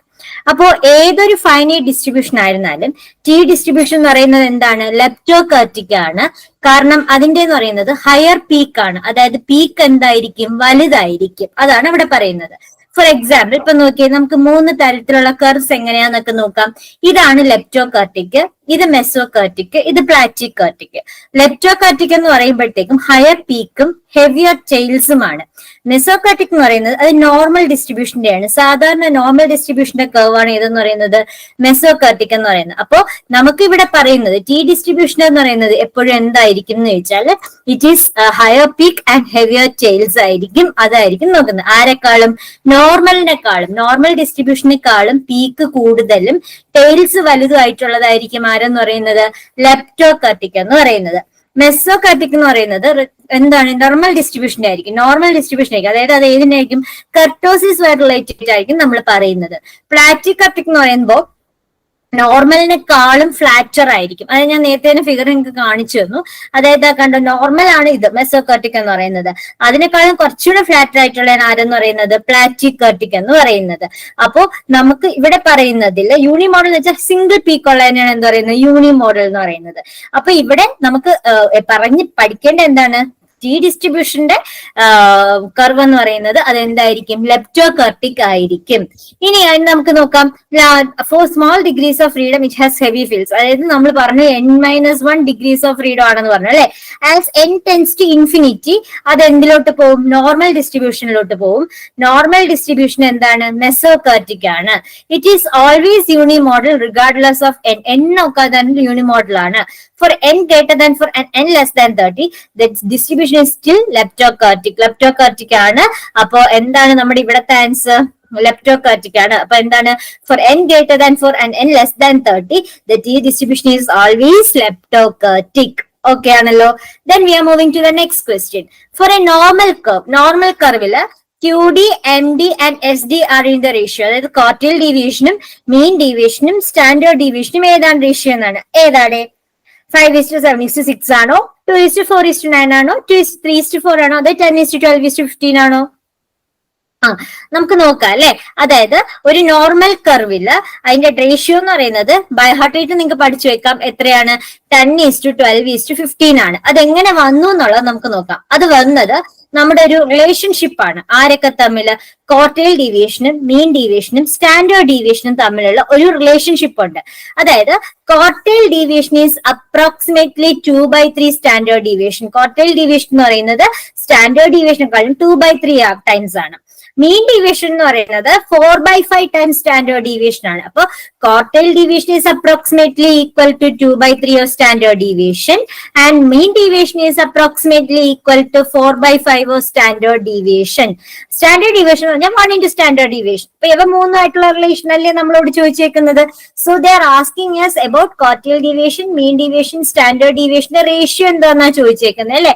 അപ്പൊ അതായത് നമുക്ക് പറയാം എന്താ, ഞാൻ ഇവിടെ എഴുതി കാണിച്ചു തരാം. Quartile deviation is to mean deviation is to standard deviation. ഇതാണ് നമ്മളോട് ചോദിച്ചേക്കുന്നത്. ഓൾറെഡി നമ്മൾ പറഞ്ഞു ക്വാർട്ടൈൽ ഡീവിയേഷൻ എന്ന് പറഞ്ഞാൽ എത്രയാണ്? 2/3 ടൈംസ് സ്റ്റാൻഡേർഡ് ഡീവിയേഷൻ എന്ന് പറഞ്ഞാൽ. അപ്പൊ 2/3 സ്റ്റാൻഡേർഡ് ഡീവിയേഷൻ ആണല്ലോ. 2/3 സ്റ്റാൻഡേർഡ് ഡീവിയേഷൻ ഈസ് ടു. അടുത്ത മീൻ ഡീവിയേഷൻ എത്രയാന്നാ പറഞ്ഞേ? 4/5 സ്റ്റാൻഡേർഡ് ഡീവിയേഷൻ അല്ലെ. അപ്പൊ എന്താണ്? 4/5 സ്റ്റാൻഡേർഡ് ഡീവിയേഷൻ. അപ്പൊ അവിടെ എന്ത് വരും? 4/5 standard deviation is to standard deviation itself. നോക്കി, ഇതിനകത്ത് എല്ലാത്തിലും സ്റ്റാൻഡേർഡ് ഡീവിയേഷൻ കോമൺ അല്ലേ. സോ നമുക്കറിയാം റേഷ്യോ എഴുതുമ്പോൾ എപ്പോഴും സിമ്പിൾ ഫോം ആണ് അല്ലെ. അപ്പൊ 2/3 ഈസ് ടു 4/5 ഈസ് ടു 1. അപ്പൊ ഇവിടെ നോക്കിയപ്പോ നമുക്ക് ഇങ്ങനെ വരാൻ പറ്റില്ല. 5 into 3 15 ആണ് അല്ലെ. അപ്പൊ നമ്മൾ എന്ത് ചെയ്യുന്നു? എല്ലാത്തിനെയും എന്തുകൊണ്ട് മൾട്ടിപ്ലൈ ചെയ്യുന്നു? 15 കൊണ്ട് മൾട്ടിപ്ലൈ ചെയ്യുന്നു. കാരണം നമുക്ക് ഫ്രാക്ഷൻ വരാൻ പാടില്ല അല്ലെ. അപ്പൊ നമ്മൾ എന്തെങ്കിലും ചെയ്യുന്നു. അപ്പൊ ഇവിടെ 3ഉം 5ഉം ക്യാൻസൽ ആകുമ്പോൾ 5 വരും. 5 into 10. Then 4 ക്യാൻസൽ ആവുന്നു. 3 12 is to 1 into 15 15. So our ratio is 10:12:15. അപ്പൊ ഇവിടെ നമ്മൾ പഠിക്കേണ്ടത് എന്താണ്? ഒരു നോർമൽ കർവ് ആകുമ്പോൾ അതിന്റെ ക്വാർട്ടൈൽ ഡീവിയേഷനും മീൻ ഡീവിയേഷനും സ്റ്റാൻഡേർഡ് ഡീവിയേഷനും ഇൻ ദ റേഷ്യോ 10:12:15 ആണ്. എന്താണ്? നോർമൽ കർവിന്റെ ക്വാർട്ടൈൽ ഡീവിയേഷനും മീൻ ഡീവിയേഷനും സ്റ്റാൻഡേർഡ് ഡീവിയേഷനും തമ്മിൽ. ഇതിൽ വേണമെങ്കിൽ നമുക്ക് വേറെ രീതിയിൽ ചോദിക്കാം. ഇങ്ങനെ എന്താണ്? State which of the following is true എന്നാണ് ചോദിക്കാം. അപ്പൊ എന്താണ്? Quartile deviation is 2/3 that of standard deviation. Mean deviation is 2/3 times of standard deviation. ഇങ്ങനെ കുറെ ഓപ്ഷൻസ് തന്നിരിക്കും. So we need to by heart this also. Quartile deviation, standard ഡീവിയേഷന്റെ കേസിൽ ഇത് എങ്ങനെ എഴുതാം? Quartile deviation is 2/3 times the standard deviation. Mean deviation is 4/5 times the standard deviation, and standard deviation is 1 times standard deviation itself. Okay. Now, ഞാൻ പറഞ്ഞ കാര്യം തന്നെയാണ് ഇവിടെ കിടക്കുന്നത്. Okay. Now we are moving to the next question, that is, if the variance of an estimator attains CR lower bound, the estimator is. അതായത് ഒരു എസ്റ്റിമേറ്ററിന്റെ variance CR lower bound. എന്താ ഈ CR lower bound എന്ന് പറയുന്നത്? Cramer-Rao lower bound. CR എന്താണ്? Cramer-Rao lower bound. If the variance of an estimator that attains the Cramer-Rao lower bound, the estimator is. Estimator എങ്ങനത്തെ estimator ആയിരിക്കും എന്ന് ചോദിക്കുന്നത്. Most efficient ആണോ, അല്ലെങ്കിൽ കൺസിസ്റ്റന്റ് ആണോ, അല്ലെങ്കിൽ സഫിഷ്യന്റ് ആണോ, അല്ലെ ഇതെല്ലാം ആണോ എന്നാണ് ചോദിക്കുന്നത്. അപ്പൊ നമുക്ക് നോക്കിയാലോ. If an estimates variance achieves the CR lower bound, the estimate is considered efficient. അപ്പൊ എന്താണ്? എസ്റ്റിമേറ്റർ എപ്പോഴും കൺസിഡർ ചെയ്യുന്നത് എങ്ങനെയാണ്? എഫിഷ്യന്റ് ആയിട്ടാണ് കൺസിഡർ ചെയ്യുന്നത്. അപ്പൊ ആ ഒരു ഇതിൽ നിന്ന് തന്നെ നമുക്ക് എന്ത് മനസ്സിലാക്കാൻ പറ്റും? ഇവിടുത്തെ എന്താണ് ആൻസർ? മോസ്റ്റ് എഫിഷ്യന്റ് ആണെന്നല്ലേ. The variance of an estimator attains the CR lower bound, the estimator is most efficient. കാരണം CR lower bound എസ്റ്റിമേറ്റ് ചെയ്യുന്ന എസ്റ്റിമേറ്റർ വേരിയൻസ് എന്ന് പറയുന്നത് എപ്പോഴും എഫിഷ്യന്റ് ആയിരിക്കും. എന്ന് പറഞ്ഞാൽ എഫിഷ്യന്റ് അല്ലെങ്കിൽ നമുക്ക് എന്താ പറയാ? Minimum variance unbiased estimator. എന്താണ് പറയുന്നത്? Minimum variance unbiased estimator. അതിനെ പറയുന്നതിന് NVUE എന്നും കാണും. This means that it is an unbiased estimator with the smallest possible variance among all unbiased estimators. തന്നിരിക്കുന്ന എല്ലാ unbiased estimators നിന്നും വേരിയൻസ് സ്മോൾ ആയിട്ടുള്ള പോസിബിൾ ആയിട്ടുള്ള എസ്റ്റിമേറ്റ് എന്നാണ് പറയുന്നത്. അപ്പൊ എന്താ ഈ Cramer Rao lower bound?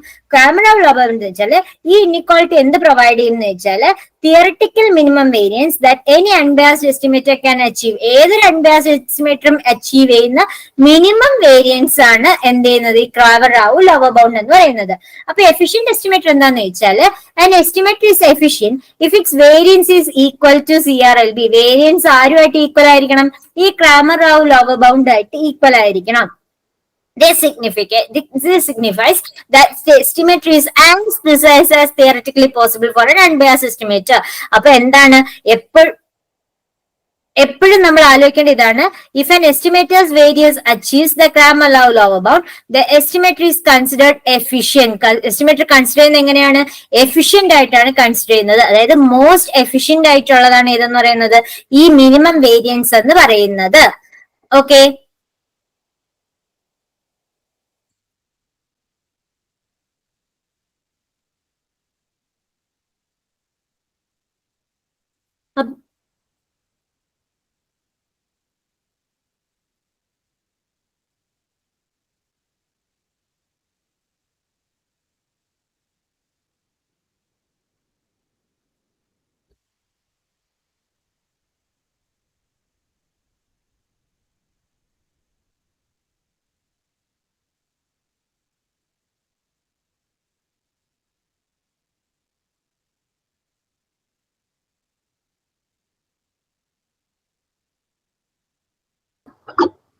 Hello ma'am. Hello hello ma'am, കേൾക്കാൻ പറ്റുന്നുണ്ടോ? ഹലോ, സ്ക്രീൻ പോയായിരുന്നല്ലോ മാം. കേക്കാവോ? കേൾക്കാൻ പറ്റുന്നുണ്ടോ മാം? സ്ക്രീൻ പോയായിരുന്നു. കേട്ടൂടാ. സ്ക്രീൻ കട്ടായി കിടക്കാണ്. ഓക്കെ ഓക്കെ, ഇപ്പൊ ശരിയായോ? ഇപ്പൊ സ്ക്രീൻ വന്നിട്ടുണ്ട്, പഠിപ്പിക്കുന്നത് വന്നിട്ടില്ല മാം. ഓക്കെ ഓക്കെ, ഒരു മിനിറ്റ്. എന്തോ ശാല എന്ത് പറ്റിയതാ കേട്ടോ ഇപ്പൊ. Okay, is it okay now? Okay ma'am. Okay, thank U.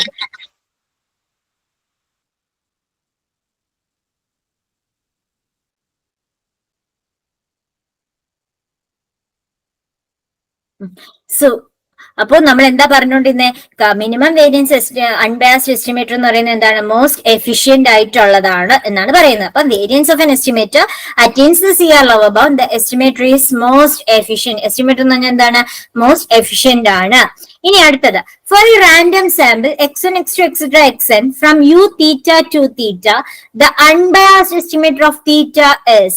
അതായത് ഇവിടെ എന്താ പറയുന്നതെന്ന് വെച്ചാൽ യൂണിഫോം ഡിസ്ട്രിബ്യൂഷൻ ആണ്. അവിടെ തന്നിട്ടുള്ള പാരാമീറ്റേഴ്സ് തീറ്റയും ടു തീറ്റയും ആണ്. അങ്ങനെയാണെങ്കിൽ തീറ്റയുടെ അൺബയാസ്ഡ് എസ്റ്റിമേറ്റർ ഏതാണ് ചോദിക്കണേ? മിനിമം ഓഫ് xi ആണോ, മാക്സിമം ഓഫ് xi ആണോ, അല്ലെ 1/3 into minimum xi plus maximum xi ആണോ, അല്ലെങ്കിൽ 1/2 into minimum of xi plus maximum of xi ആണോ എന്നാണ് ചോദ്യം, അല്ലെ? അപ്പോ നമുക്കറിയാം ഇതിനകത്ത് എന്താണ് അൺബയാസ്ഡ് എസ്റ്റിമേറ്റ് ഓഫ് തീറ്റ എന്ന് പറയുമ്പോൾ expectation of x is equal to theta എന്നാണ് വരുന്നത്. എന്താണ് വരുന്നത്? Expectation of x is equal to theta ആയിരിക്കണം. അപ്പൊ ഇതാണ് വരുന്നുണ്ടോന്ന് ഇതിനകത്ത് ഓരോന്നിട്ട് നോക്കുക. നോക്കുമ്പം ഈ ഒരു തീറ്റ വരുന്നുണ്ടെങ്കിൽ അത് അൺബയാസ്ഡ് എസ്റ്റിമേറ്റർ ആണ്. അപ്പൊ നമുക്ക് നോക്കാം. ഇവിടെ തന്നിട്ടുള്ളത് യൂണിഫോം ഡിസ്ട്രിബ്യൂഷൻ ആണ്, അല്ലെ? അപ്പൊ യൂണിഫോം ഡിസ്ട്രിബ്യൂഷൻ എക്സ്പെക്ടേഷൻ എന്ന് പറയുന്നത് നമുക്കറിയാം മീൻ എന്ന് പറയുന്നത് a+b/2 ആണ്, അല്ലെ? യൂണിഫോം ഡിസ്ട്രിബ്യൂഷൻ AB ആണെന്നുണ്ടെങ്കിൽ എക്സ്പെക്ടേഷൻ ഓഫ് എക്സ് എന്ന് പറയുന്നത് എന്താണ്? a+b/2 ആണ്. അതായത് എന്തുവരും? Theta plus 2 theta divided by 2, അതായത് 3 തീറ്റ/2 ആണ് ഇവിടുത്തെ എക്സ്പെക്ടേഷൻ. അപ്പോഴേ നമുക്ക് പറയാം ഇവിടുത്തെ എന്താണ് ഇ ഓഫ് എക്സ് എന്ന് പറയുന്നത് എന്തല്ല? അൺബയാസ്ഡ് അല്ല എന്ന് പറയാം. കാരണം എക്സ്പെക്ടേഷൻ ഓഫ് എക്സ് തീറ്റ ആണോ കിട്ടിയത്? അല്ലല്ലോ. നമുക്ക് കിട്ടിയ എന്താ? 3 തീറ്റ/2 ആണ് കിട്ടിയത്. ഇനി നമുക്ക് തന്നിട്ടുള്ള എക്സ്, അപ്പൊ ഒന്നെടുത്ത് നമ്മൾ നോക്കി, അപ്പൊ അത് അൺബയാസ്ഡ് അല്ലെന്ന് പറ്റി. ഇനി നമുക്ക് ഓരോന്നായിട്ട് നോക്കണം, അല്ലെ? Minimum of X, minimum of X, maximum of X, അതായത് ഓരോന്നായിട്ട് നോക്കണം. അപ്പോ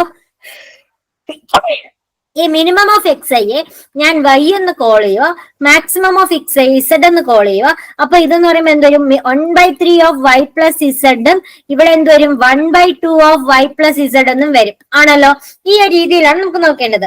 അപ്പൊ ഇവിടെ എന്ത് ചെയ്താൽ മതി, എക്സ്പെക്ടേഷൻ ഓഫ് y തീറ്റ ആണോ എന്ന് ചെക്ക് ചെയ്യുക. ഇവിടെ എക്സ്പെക്ടേഷൻ ഓഫ് ഇസഡ് തീറ്റ ആണോ എന്നാണ് നമുക്ക് ചെക്ക് ചെയ്യേണ്ടത്. അപ്പോ അതിന് വേണ്ടിയിട്ട് നമുക്ക് ഓരോന്നായിട്ട് ഇവിടെ സ്റ്റാർട്ട് ചെയ്യാം. അപ്പൊ ഇവിടെ നമ്മൾ എന്താ ചെയ്യുന്നത്, ഓരോന്നിനെയും ആദ്യത്തേനെ y equal to minimum of X I, Z equal to maximum of X I എന്ന് പറയുന്നു.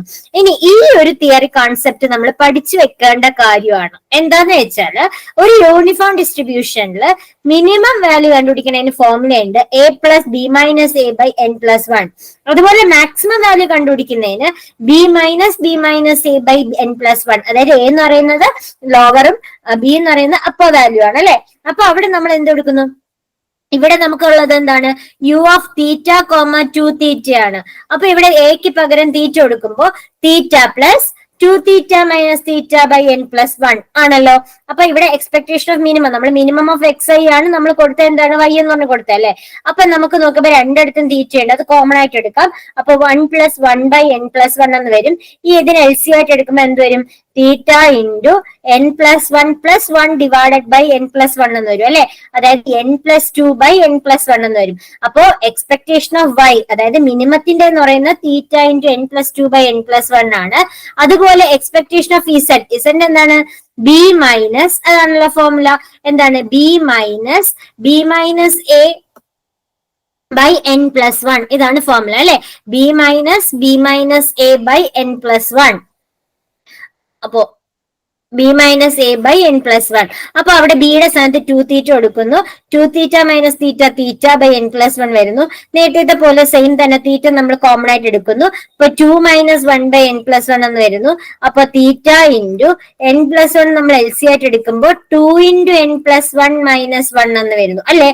അപ്പൊ അതായത് എന്താ വരുന്നത് ഇവിടെ, അപ്പൊ ഇവിടെ ഫോർമുല നമ്മൾ ഓൾറെഡി എഴുതിയിട്ടുണ്ട്, ഞാൻ അത് റബ് ചെയ്യുന്നു കേട്ടോ. അപ്പൊ ഇവിടെ എന്ത് വരുന്നു, theta into 2n plus 2 minus 1 by N plus 1 എന്ന് വരുന്നു. 2 മൈനസ് 1 വെച്ചാൽ 1 അല്ലേ. So theta into 2n plus 1 by N plus 1. ഇതാണ് എക്സ്പെക്ടേഷൻ ഓഫ് മിനിമം എന്ന് പറയുന്നത്.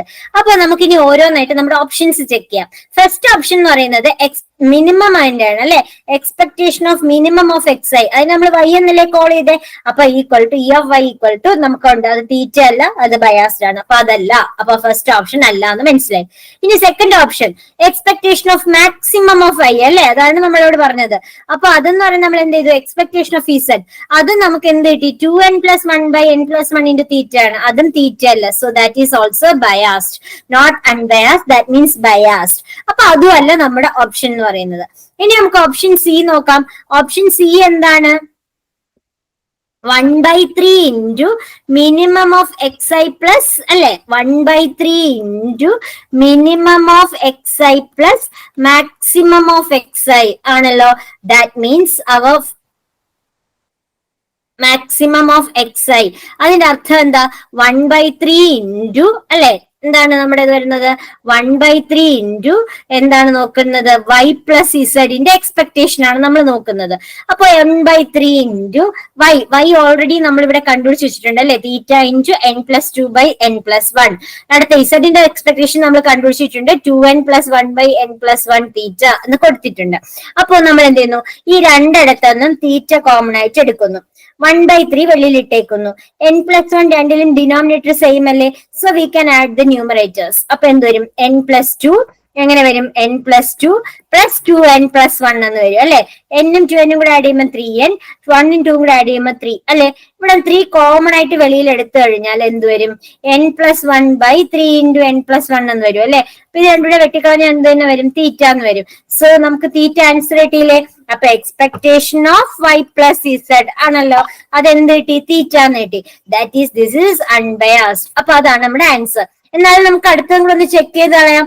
എന്താണ്, 1/2 into minimum of X I plus maximum of X I ആണല്ലോ. അപ്പൊ 1/2 into n plus 2 by n plus 1 theta plus 2n+1/n+1 theta same തന്നെയാണ്. നമുക്ക് 1/2 തീറ്റയും വെളിയിലെടുത്തു. പിന്നെ n+1 ഡിനോമിനേറ്റർ സെയിം ആണ്. So we can add the numerators. അപ്പൊ n+2 + 2n+1 അതായത് 3n+3 എന്ന് വരും. 3 കോമൺ ആയിട്ട് എടുത്തു കഴിഞ്ഞാൽ എന്ത് വരും? n+1 വരും. n+1 ക്യാൻസൽ ആവും. സോ 3/2 തീറ്റ വരും. തീറ്റ അല്ലല്ലോ എന്നത്. So that is also not equal to theta. Therefore it is not unbiased. That means it is biased. അപ്പൊ ഏതാണ്? മൂന്നാമത്തെ ഓപ്ഷൻ മാത്രമേ നമുക്ക് കറക്റ്റ് ആയിട്ടുള്ളൂ അല്ലെ. So our answer is not B. Our answer is C. 1/3 into minimum of xi plus maximum of xi. അതാണ് നമ്മുടെ answer എന്ന് പറയുന്നത്. അപ്പൊ ഇവിടത്തെ നമ്മുടെ ആൻസർ എന്ന് പറയുന്നത് എന്താണ്? 1/3 into minimum of xi plus maximum of xi. അതാണ് നമ്മുടെ ഇവിടത്തെ ആൻസർ. ഓക്കെ ആണല്ലോ. Now we can move to the next question. If x1, x2, etc. xn is a random sample from n0 theta. എന്താണ്? Normal distribution ആണ് അല്ലെ. 0 തീറ്റ means എന്താ? Standard normal ആണ്. എന്താണ്? n0 തീറ്റ സ്റ്റാൻഡേർഡ് നോർമൽ അല്ല, നോർമൽ ഡിസ്ട്രിബ്യൂഷൻ ആണ്. മീൻ തീറ്റയും വേരിയൻസും മീൻ സീറോയും വേരിയൻസ് തീറ്റയും വരുന്നത് അല്ലെ. If x1, x2, etc. xn is a random sample from n0 തീറ്റ. ഇപ്പൊ നോർമൽ ഡിസ്ട്രിബ്യൂഷൻ ആണ്. അതിന്റെ മീൻ എന്ന് പറയുന്നത് 0 ആണ്. അതിന്റെ വേരിയൻസ് എന്ന് പറയുന്നത് തീറ്റയാണ്. ഈ complete statistic for theta is x1, x1² x bar and all of the above. ഇത്രയാണ് ഓപ്ഷൻസ്. ഇവിടെ ഒരു ചെറിയ ഒരു ഇതുണ്ട്. ഈ ഒരിക്കലും ഇതിനകത്ത് ആൻസർ ഈസി കൊടുത്തിരുന്ന x1² എന്നാണ്. x1² വരത്തില്ല. ഇതിന്റെ ആൻസർ എന്ന് പറയുന്നത് സമ്മേഷൻ xi² ആണ്. ഓക്കെ, അത് നമുക്ക് എന്താന്നുള്ളത് ഞാൻ പറഞ്ഞുതരാം. അതായത് ഇവിടെ എന്താണ് പറഞ്ഞത്? x1, x2 ഫോളോ ചെയ്യുന്നത് n0 തീറ്റയാണ്. അതായത് നമുക്ക് വേണ്ടത് തീറ്റയുടെ കംപ്ലീറ്റ് സ്റ്റാറ്റിസ്റ്റിക് കണ്ടുപിടിക്കാനാണ് നമ്മളോട് പറഞ്ഞിട്ടുള്ളത് അല്ലെ. അപ്പൊ നമ്മൾ എന്ത് ചെയ്യുന്നു? ആദ്യം n0 തീറ്റയുടെ ലൈക്ലിഹുഡ് നമ്മൾ ജോയിന്റ് ലൈക്ലിഹുഡ് എടുക്കാണ്. L of theta is approximately into theta raised to -n/2 e raised to minus summation xi²/2 തീറ്റ. ഇതാണ് നമ്മുടെ ജോയിന്റ് ലൈക്ലിഹുഡ് എന്ന് പറയുന്നത്. ആരുടെ? നോർമൽ ഡിസ്ട്രിബ്യൂഷന്റെ. ഇപ്പൊ ഫാക്ടറൈസേഷൻ തിയറം വെച്ചിട്ട് നമുക്ക് പറയാം ഇതിന്റെ സഫിഷ്യന്റ് സ്റ്റാറ്റിസ്റ്റിക് ടി എന്ന് പറയുന്നത് എന്താണ്? Summation i = 1 to n xi² ആണ് അല്ലെ. ഈ ടി എന്ന് പറയുന്നത് നമുക്ക് എന്താന്ന് വെച്ചാൽ chi² ഡിസ്ട്രിബ്യൂഷൻ വെച്ച് സ്കെയിൽ ചെയ്യാൻ പറ്റും. അതായത് ഇതൊരു 1 പാരാമീറ്റർ എക്സ്പോണൻഷ്യൽ ഫാമിലി ആണ്. അതുകൊണ്ട് നമുക്ക് എന്ത് പറയാം? ടി എന്താണ്? കംപ്ലീറ്റ് ആണെന്ന് പറയാം. That means here the complete statistic is summation xi². അപ്പൊ ഇവിടെ എന്തുകൊണ്ടാണ് നമ്മൾ പറഞ്ഞത്? അപ്പൊ from the theory itself we can understood that this complete statistic for theta is summation xi² ആണെന്ന് പറയാം. അതായത് ഇവിടെ എന്തുകൊണ്ടാണ് ഈ നമ്മൾ എടുത്ത സഫിഷ്യന്റ് സ്റ്റാറ്റിസ്റ്റിക് സമ്മേഷൻ xi² ആണ്. ഈ എന്ന് പറയുന്നത് നമുക്ക് chi² ഡിസ്ട്രിബ്യൂഷനിൽ ചെയ്യാം. എന്നൊരു ഡിഗ്രീസ് ഓഫ് ഫ്രീഡം വെച്ചിട്ടുള്ളതാണ്. അത് 1 പാരാമീറ്റർ എക്സ്പോണൻഷ്യൽ ഫാമിലി ആണ്. അതുകൊണ്ട് ഇത് എന്താണ്? കംപ്ലീറ്റ് ആണ്. ഇനി നമുക്ക് ഓരോ ഓപ്ഷനായിട്ട് ചെക്ക് ചെയ്യാം. x1 not sufficient for theta, only 1 data point. x1 മാത്രമേ ഉള്ളൂ അല്ലെ. x1² എന്ന് പറഞ്ഞാൽ എന്താണ്? സിംഗിൾ സ്ക്വയർഡ് ഒബ്സർവേഷൻ ആണ്. അവിടെ സഫിഷ്യന്റ് അല്ല. Completeness applies to the sum of squares, not 1 term. ഒരിക്കലും കംപ്ലീറ്റ് സ്റ്റാറ്റിസ്റ്റിക് എന്ന് പറയുമ്പോൾ എപ്പോഴും എന്താണ്? ഒരു സം ഓഫ് സ്ക്വയേഴ്സിനെയാണ് നമ്മൾ ഉദ്ദേശിക്കുന്നത്, ഒരിക്കലും ഒരൊറ്റ ടേമിനെ അല്ല. അതുകൊണ്ടാണ് ഞാൻ പറഞ്ഞത് ഇതിന്റെ ആൻസർ ഇതായിട്ട് വരത്തില്ല എന്ന് പറഞ്ഞത്. അപ്പൊ ആക്ച്വലി ഇതിന്റെ ആൻസർ ഇതല്ല. ആൻസർ എന്ന് പറയുന്നത് എന്താണ്? കംപ്ലീറ്റ് സ്റ്റാറ്റിസ്റ്റിക് ചോദിക്കുമ്പോൾ സമ്മേഷൻ xi² ആണ് കംപ്ലീറ്റ് സ്റ്റാറ്റിസ്റ്റിക്. നമ്മൾ ഡീറ്റെയിൽഡ് ആയിട്ട് പോകുമ്പോഴത്തേക്കും പറഞ്ഞുതരാം. സമ്മേഷൻ xi² ആണ് കംപ്ലീറ്റ് സ്റ്റാറ്റിസ്റ്റിക് എന്ന് പറയുന്നത്. ഒരിക്കലും ഒരു സിംഗിൾ ഒബ്സർവേഷനോ അല്ലെങ്കിൽ ഒരു സിംഗിൾ സ്ക്വയർഡ് ഒബ്സർവേഷൻ നമ്മൾ കംപ്ലീറ്റ് എന്ന് പറയാറില്ല. ഇനി എക്സ് ബാർ എന്ന് പറയുന്നത് സാമ്പിൾ മീൻ ആണ്. അതിന്റെ വേരിയൻസ് പറയുന്നത് θ/n ആണ്. അത് എന്തിന് സഫിഷ്യന്റ് അല്ല? തീറ്റയ്ക്ക് സഫിഷ്യന്റ് അല്ല. ഇത് എന്താണ്? Because distribution depends on variance, not just mean. മീനിനെ മാത്രമല്ല വേരിയൻസിനെയും കൂടെ ഡിപ്പെൻഡ് ചെയ്യുന്നുണ്ട്. All of the above, because മൂന്നും എന്തല്ല? കംപ്ലീറ്റ് അല്ല. പിന്നെ ഓൾ ഓഫ് ദി അബവ് എന്ന് പറയുന്ന ഓപ്ഷൻ വരുമോ? ഇല്ല അല്ലെ. അപ്പൊ the 2 complete statistic summation xi². ഇതാണ് നമ്മുടെ ഇവിടുത്തെ ഫൈനൽ ആൻസർ എന്ന് പറയുന്നത്. ഇനി അടുത്ത question, degrees of freedom of a statistic is related to. ഒരു സ്റ്റാറ്റിസ്റ്റിക്കിന്റെ ഡിഗ്രീസ് ഓഫ് ഫ്രീഡം എന്ന് പറയുന്നത് എപ്പോഴും അതിന്റെ ഇൻഡിപെൻഡന്റ് ഒബ്സർവേഷൻസിനെയാണ് ഡിപ്പെൻഡ് ചെയ്യുന്നത്. Degrees of freedom of a statistic is related to the number of independent observations in a set. ഒരു സെറ്റിലെ ഇൻഡിപെൻഡന്റ് ഒബ്സർവേഷൻസിന്റെ എണ്ണത്തിനെയാണ് എന്ത് പറയുന്നത്? ഡിഗ്രീസ് ഓഫ് ഫ്രീഡം എന്ന് പറയുന്നത്. അപ്പൊ ഡിഗ്രീസ് ഓഫ് ഫ്രീഡത്തിന്റെ ഡെഫിനിഷൻ പറയുന്നത് വെച്ചാൽ ഇങ്ങനെയാണ്: the degrees of freedom of a statistic is related to the number of independent observations available for estimating a parameter ഓ പാരാമീറ്ററോ അല്ലെങ്കിൽ പാരാമീറ്റേഴ്സോ എസ്റ്റിമേറ്റ് ചെയ്യാൻ വേണ്ടി നമുക്ക് എത്ര ഇൻഡിപെൻഡന്റ് ഒബ്സർവേഷൻസ് ആ സ്റ്റാറ്റിസ്റ്റിക്കലി റിലേറ്റഡ് ആണ്, അതിനെയാണ് നമ്മൾ എന്ത് പറയുന്നത്, ഡിഗ്രീസ് ഓഫ് ഫ്രീഡം എന്ന് പറയുന്നത്. Suppose you have n observations, നിങ്ങളുടെ n ഒബ്സർവേഷൻസ് ഉണ്ടെന്ന് വിചാരിക്കുക. If you estimate k parameters from them, അപ്പൊ ഇവിടുത്തെ ഫ്രീ ഇൻഡിപെൻഡന്റ് പീസസ് ഉണ്ട് എന്താണ്, n മൈനസ് k അല്ലേ. മൊത്തം n ഒബ്സർവേഷൻസ് ഉണ്ട്, നമുക്ക് എസ്റ്റിമേറ്റ് ചെയ്യേണ്ട k പാരാമീറ്റേഴ്സ് ആണെങ്കിൽ നമുക്ക് ബാക്കിയുള്ള ഇൻഡിപെൻഡന്റ് പീസസ് എന്ന് പറയുന്നത് എന്താണ്, n മൈനസ് k ആണ് അല്ലെ. അതിനെയാണ് അവിടുത്തെ എന്ത് പറയുന്നത്, ഡിഗ്രീസ് ഓഫ് ഫ്രീഡം എന്ന് പറയുന്നത്. So degrees of freedom of a statistic is related to the number of independent observations in a set. ഒരു സെറ്റിലെ ഇൻഡിപെൻഡന്റ് ഒബ്സർവേഷൻസിനെയാണ് ഏതെന്ന് പറയുന്നത്, ഈ പറയുന്ന statistical degrees of freedom relate ചെയ്യുന്നത്. Then, given a random sample x1, x2, etc. xn from the distribution with the density function f of x theta is equal to 1 plus theta by x plus theta the whole square, 1 less than or equal to x less than infinity. A best critical region for testing the null hypothesis h naught theta equal to theta naught against h1 theta greater than theta naught is. എന്താണ്, ഒരു random sample തന്നിട്ടുണ്ട്, x1, x2, etc. xn ആണ്. ഈ ഡിസ്ട്രിബ്യൂഷനിൽ തന്നിട്ടുള്ള density function എന്ന് പറയുന്നത് ഇതാണ്, എന്താണ്, f of x theta is equal to 1 plus theta by x plus theta the whole square. A best critical region, ഒരു ബെസ്റ്റ് ക്രിട്ടിക്കൽ റീജിയൻ നമ്മൾ നോക്കുകയാണ്, ഏതാത്, H naught against h1, H naught against h1ലെ best critical region ഏതാന്ന് നമ്മൾ നോക്കുകയാണ് അല്ലെ. അപ്പോ നോക്കിയേ, നമ്മൾ ഇവിടെയും നേരത്തെ പറഞ്ഞ സെയിം കൺസെപ്റ്റ് തന്നെയാണ് യൂസ് ചെയ്യുന്നത്. We are taking the likelihood ratio. Likelihood function എന്ന് പറയുമ്പോൾ നമുക്കറിയാം product of f of X i theta ആണ്. ഉണ്ടോ, likelihood function is the product of the individual probability. അപ്പൊ product i is equal to 1 to n f of X i theta equal to product i equal to 1 to n. നമുക്ക് തന്നിട്ടുള്ളത് 1 plus theta into x plus theta the whole square ആണ്, അത് നമ്മൾ കൊടുക്കുന്നു. അപ്പൊ നമുക്കറിയാം 1 plus theta എത്ര, 1 plus theta n times multiply ചെയ്താൽ എന്തായിട്ട് മാറും, 1 plus theta the whole raised to n ആവും അല്ലെ. xi plus theta the whole square, x നമുക്ക് അറിയില്ലല്ലോ, x1 plus theta the whole square into x2 plus theta the whole square into അങ്ങനെയല്ലേ വരുന്നത്. അപ്പൊ നമ്മൾ എന്ത് ചെയ്യുന്നു, product I varies from 1 to n xi plus theta the whole raised to -2 അതിനെ മുകളിൽ കൊണ്ടുവന്നു. ഇനി നമുക്കറിയാം the best critical region test ചെയ്യാൻ വേണ്ടിയിട്ട് നമ്മൾ യൂസ് ചെയ്യുന്നതിന്റെ പേരാണ് നെയ്മൻ പിയേഴ്സൺ ലെമ്മ.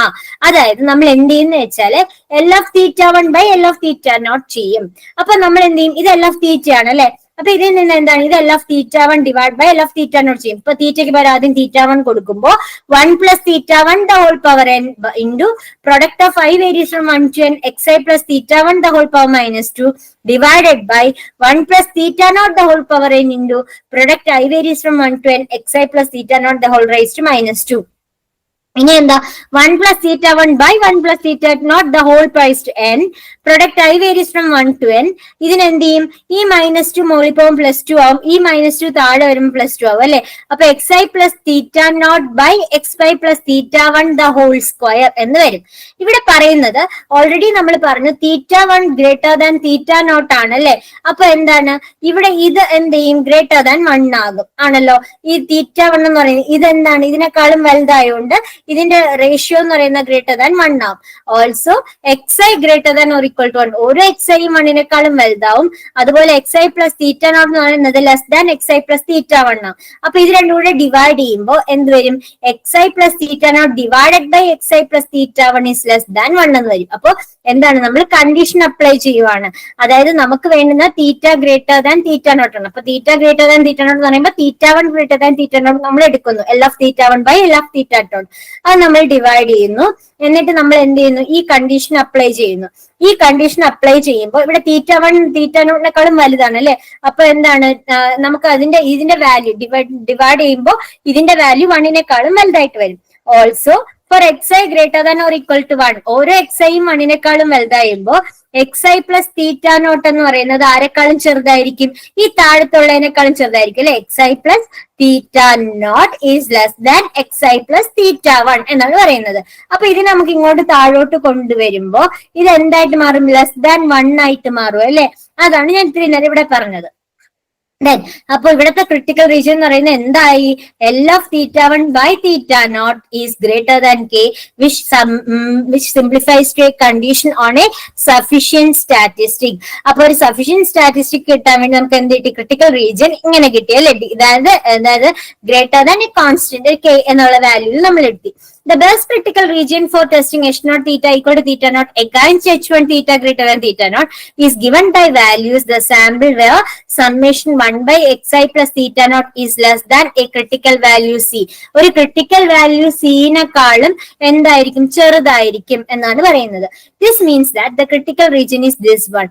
അപ്പൊ ഒരിക്കലും നമുക്ക് ഈ പറയുന്ന ഒരു ആൻസേഴ്സും അവിടെ പോസിബിൾ ആയിട്ട് വരുന്നില്ല.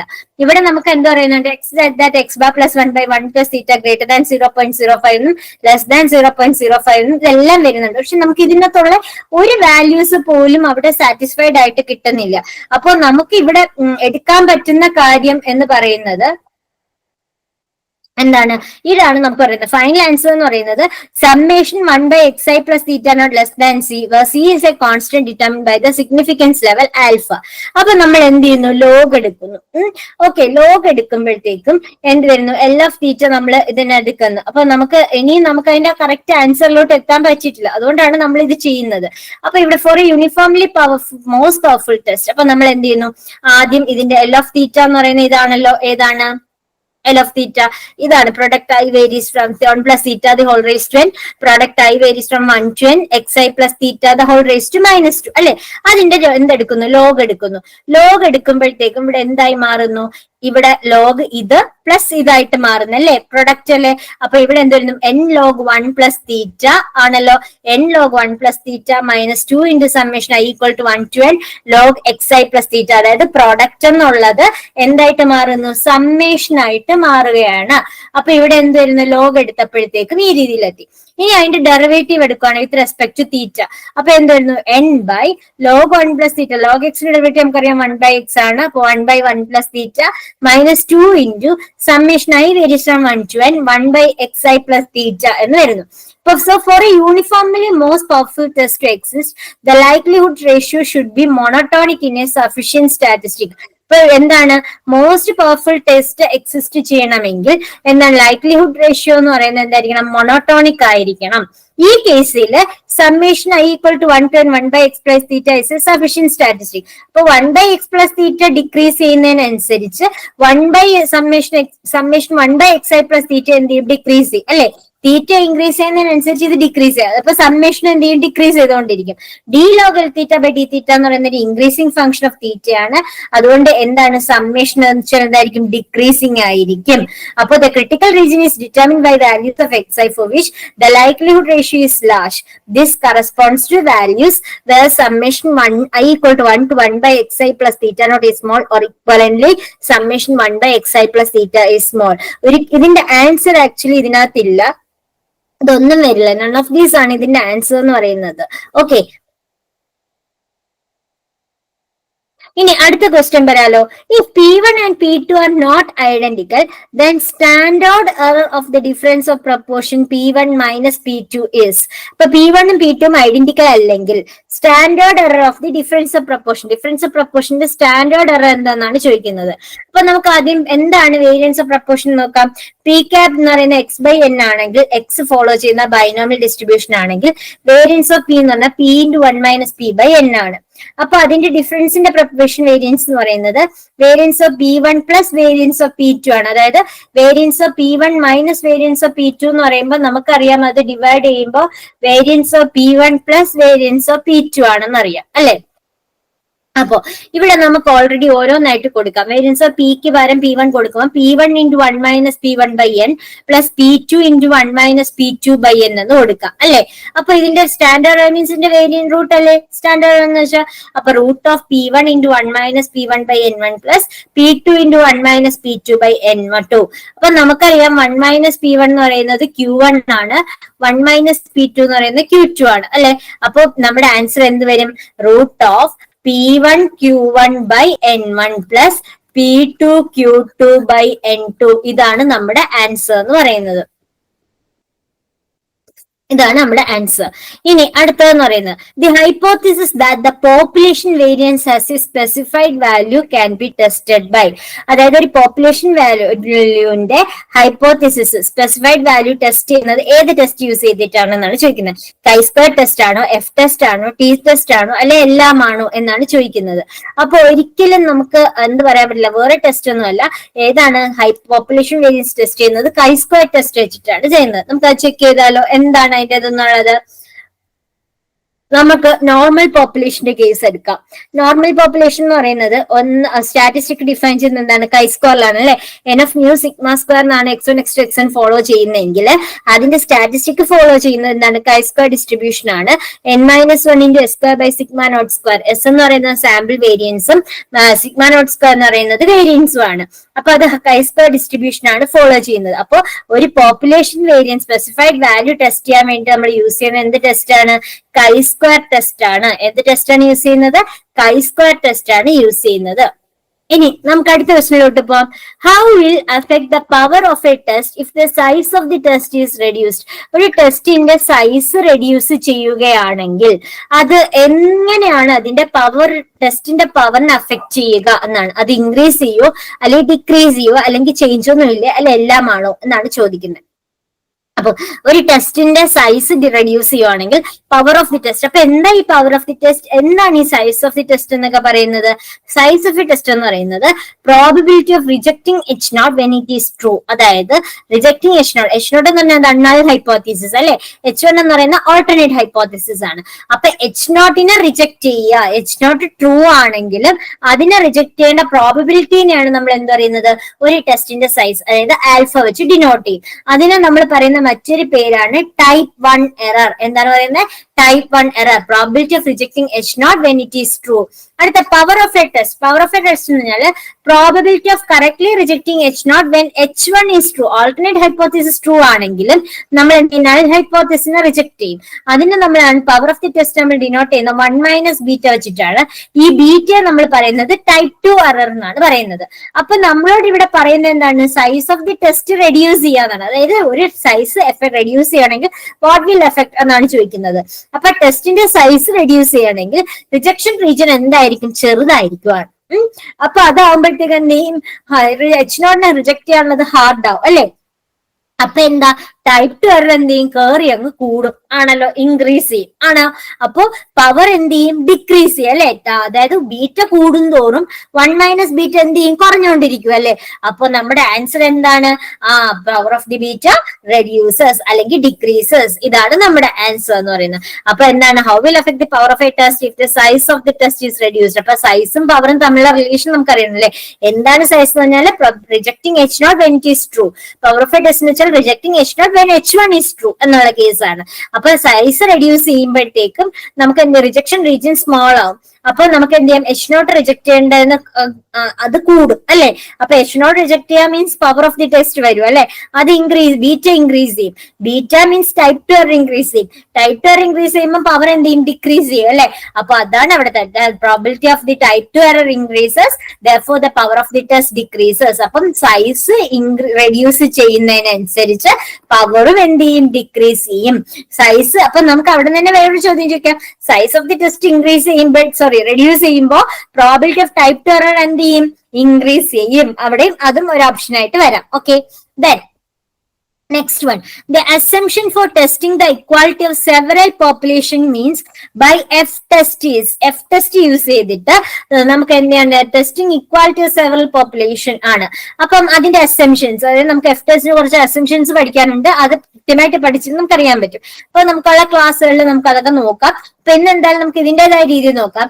പോപ്പുലേഷൻസ് ആർ കോറിലേറ്റഡ് ആണോ? Population variance are heterogeneous means different ആണോ? Population variance are homogeneous same ആണോ അല്ലെ എല്ലാം ആണോ എന്നാണ് ചോദിക്കുന്നത്. അപ്പൊ നമുക്ക് ആദ്യം നോക്കേണ്ടത് എഫ് ടെസ്റ്റ് എന്ന് പറയുന്നത് എന്താണ്? അനോവ ടെസ്റ്റ് ആണ് അല്ലെ.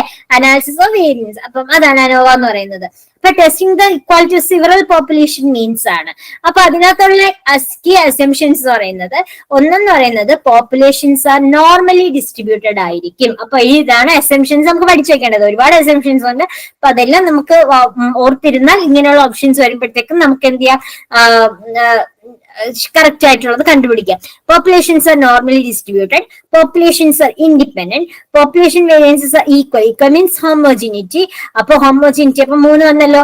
ഇതിനകത്ത് ഏതാ വന്നിരിക്കുന്നത്? ഹോമോജീനിയസ് ആണ് വന്നേക്കുന്നത് അല്ലെ. അപ്പൊ അവിടെ നമ്മുടെ ആൻസർ എന്താണ്? Population variances are homogeneous. ഇതാണ് നമ്മുടെ ആൻസർ എന്ന് പറയുന്നത്. അപ്പോ കീ അസംഷൻസ് ആണ്. ഏതൊക്കെയാണ്? പോപ്പുലേഷൻസ് നോർമലി ഡിസ്ട്രിബ്യൂട്ടഡ് ആണ്, ഇൻഡിപെൻഡന്റ് ആണ്, വേരിയൻസ് ഈക്വൽ ആണ്. ദാറ്റ് മീൻസ് ഹോമോജീനിയസ് ആണ്.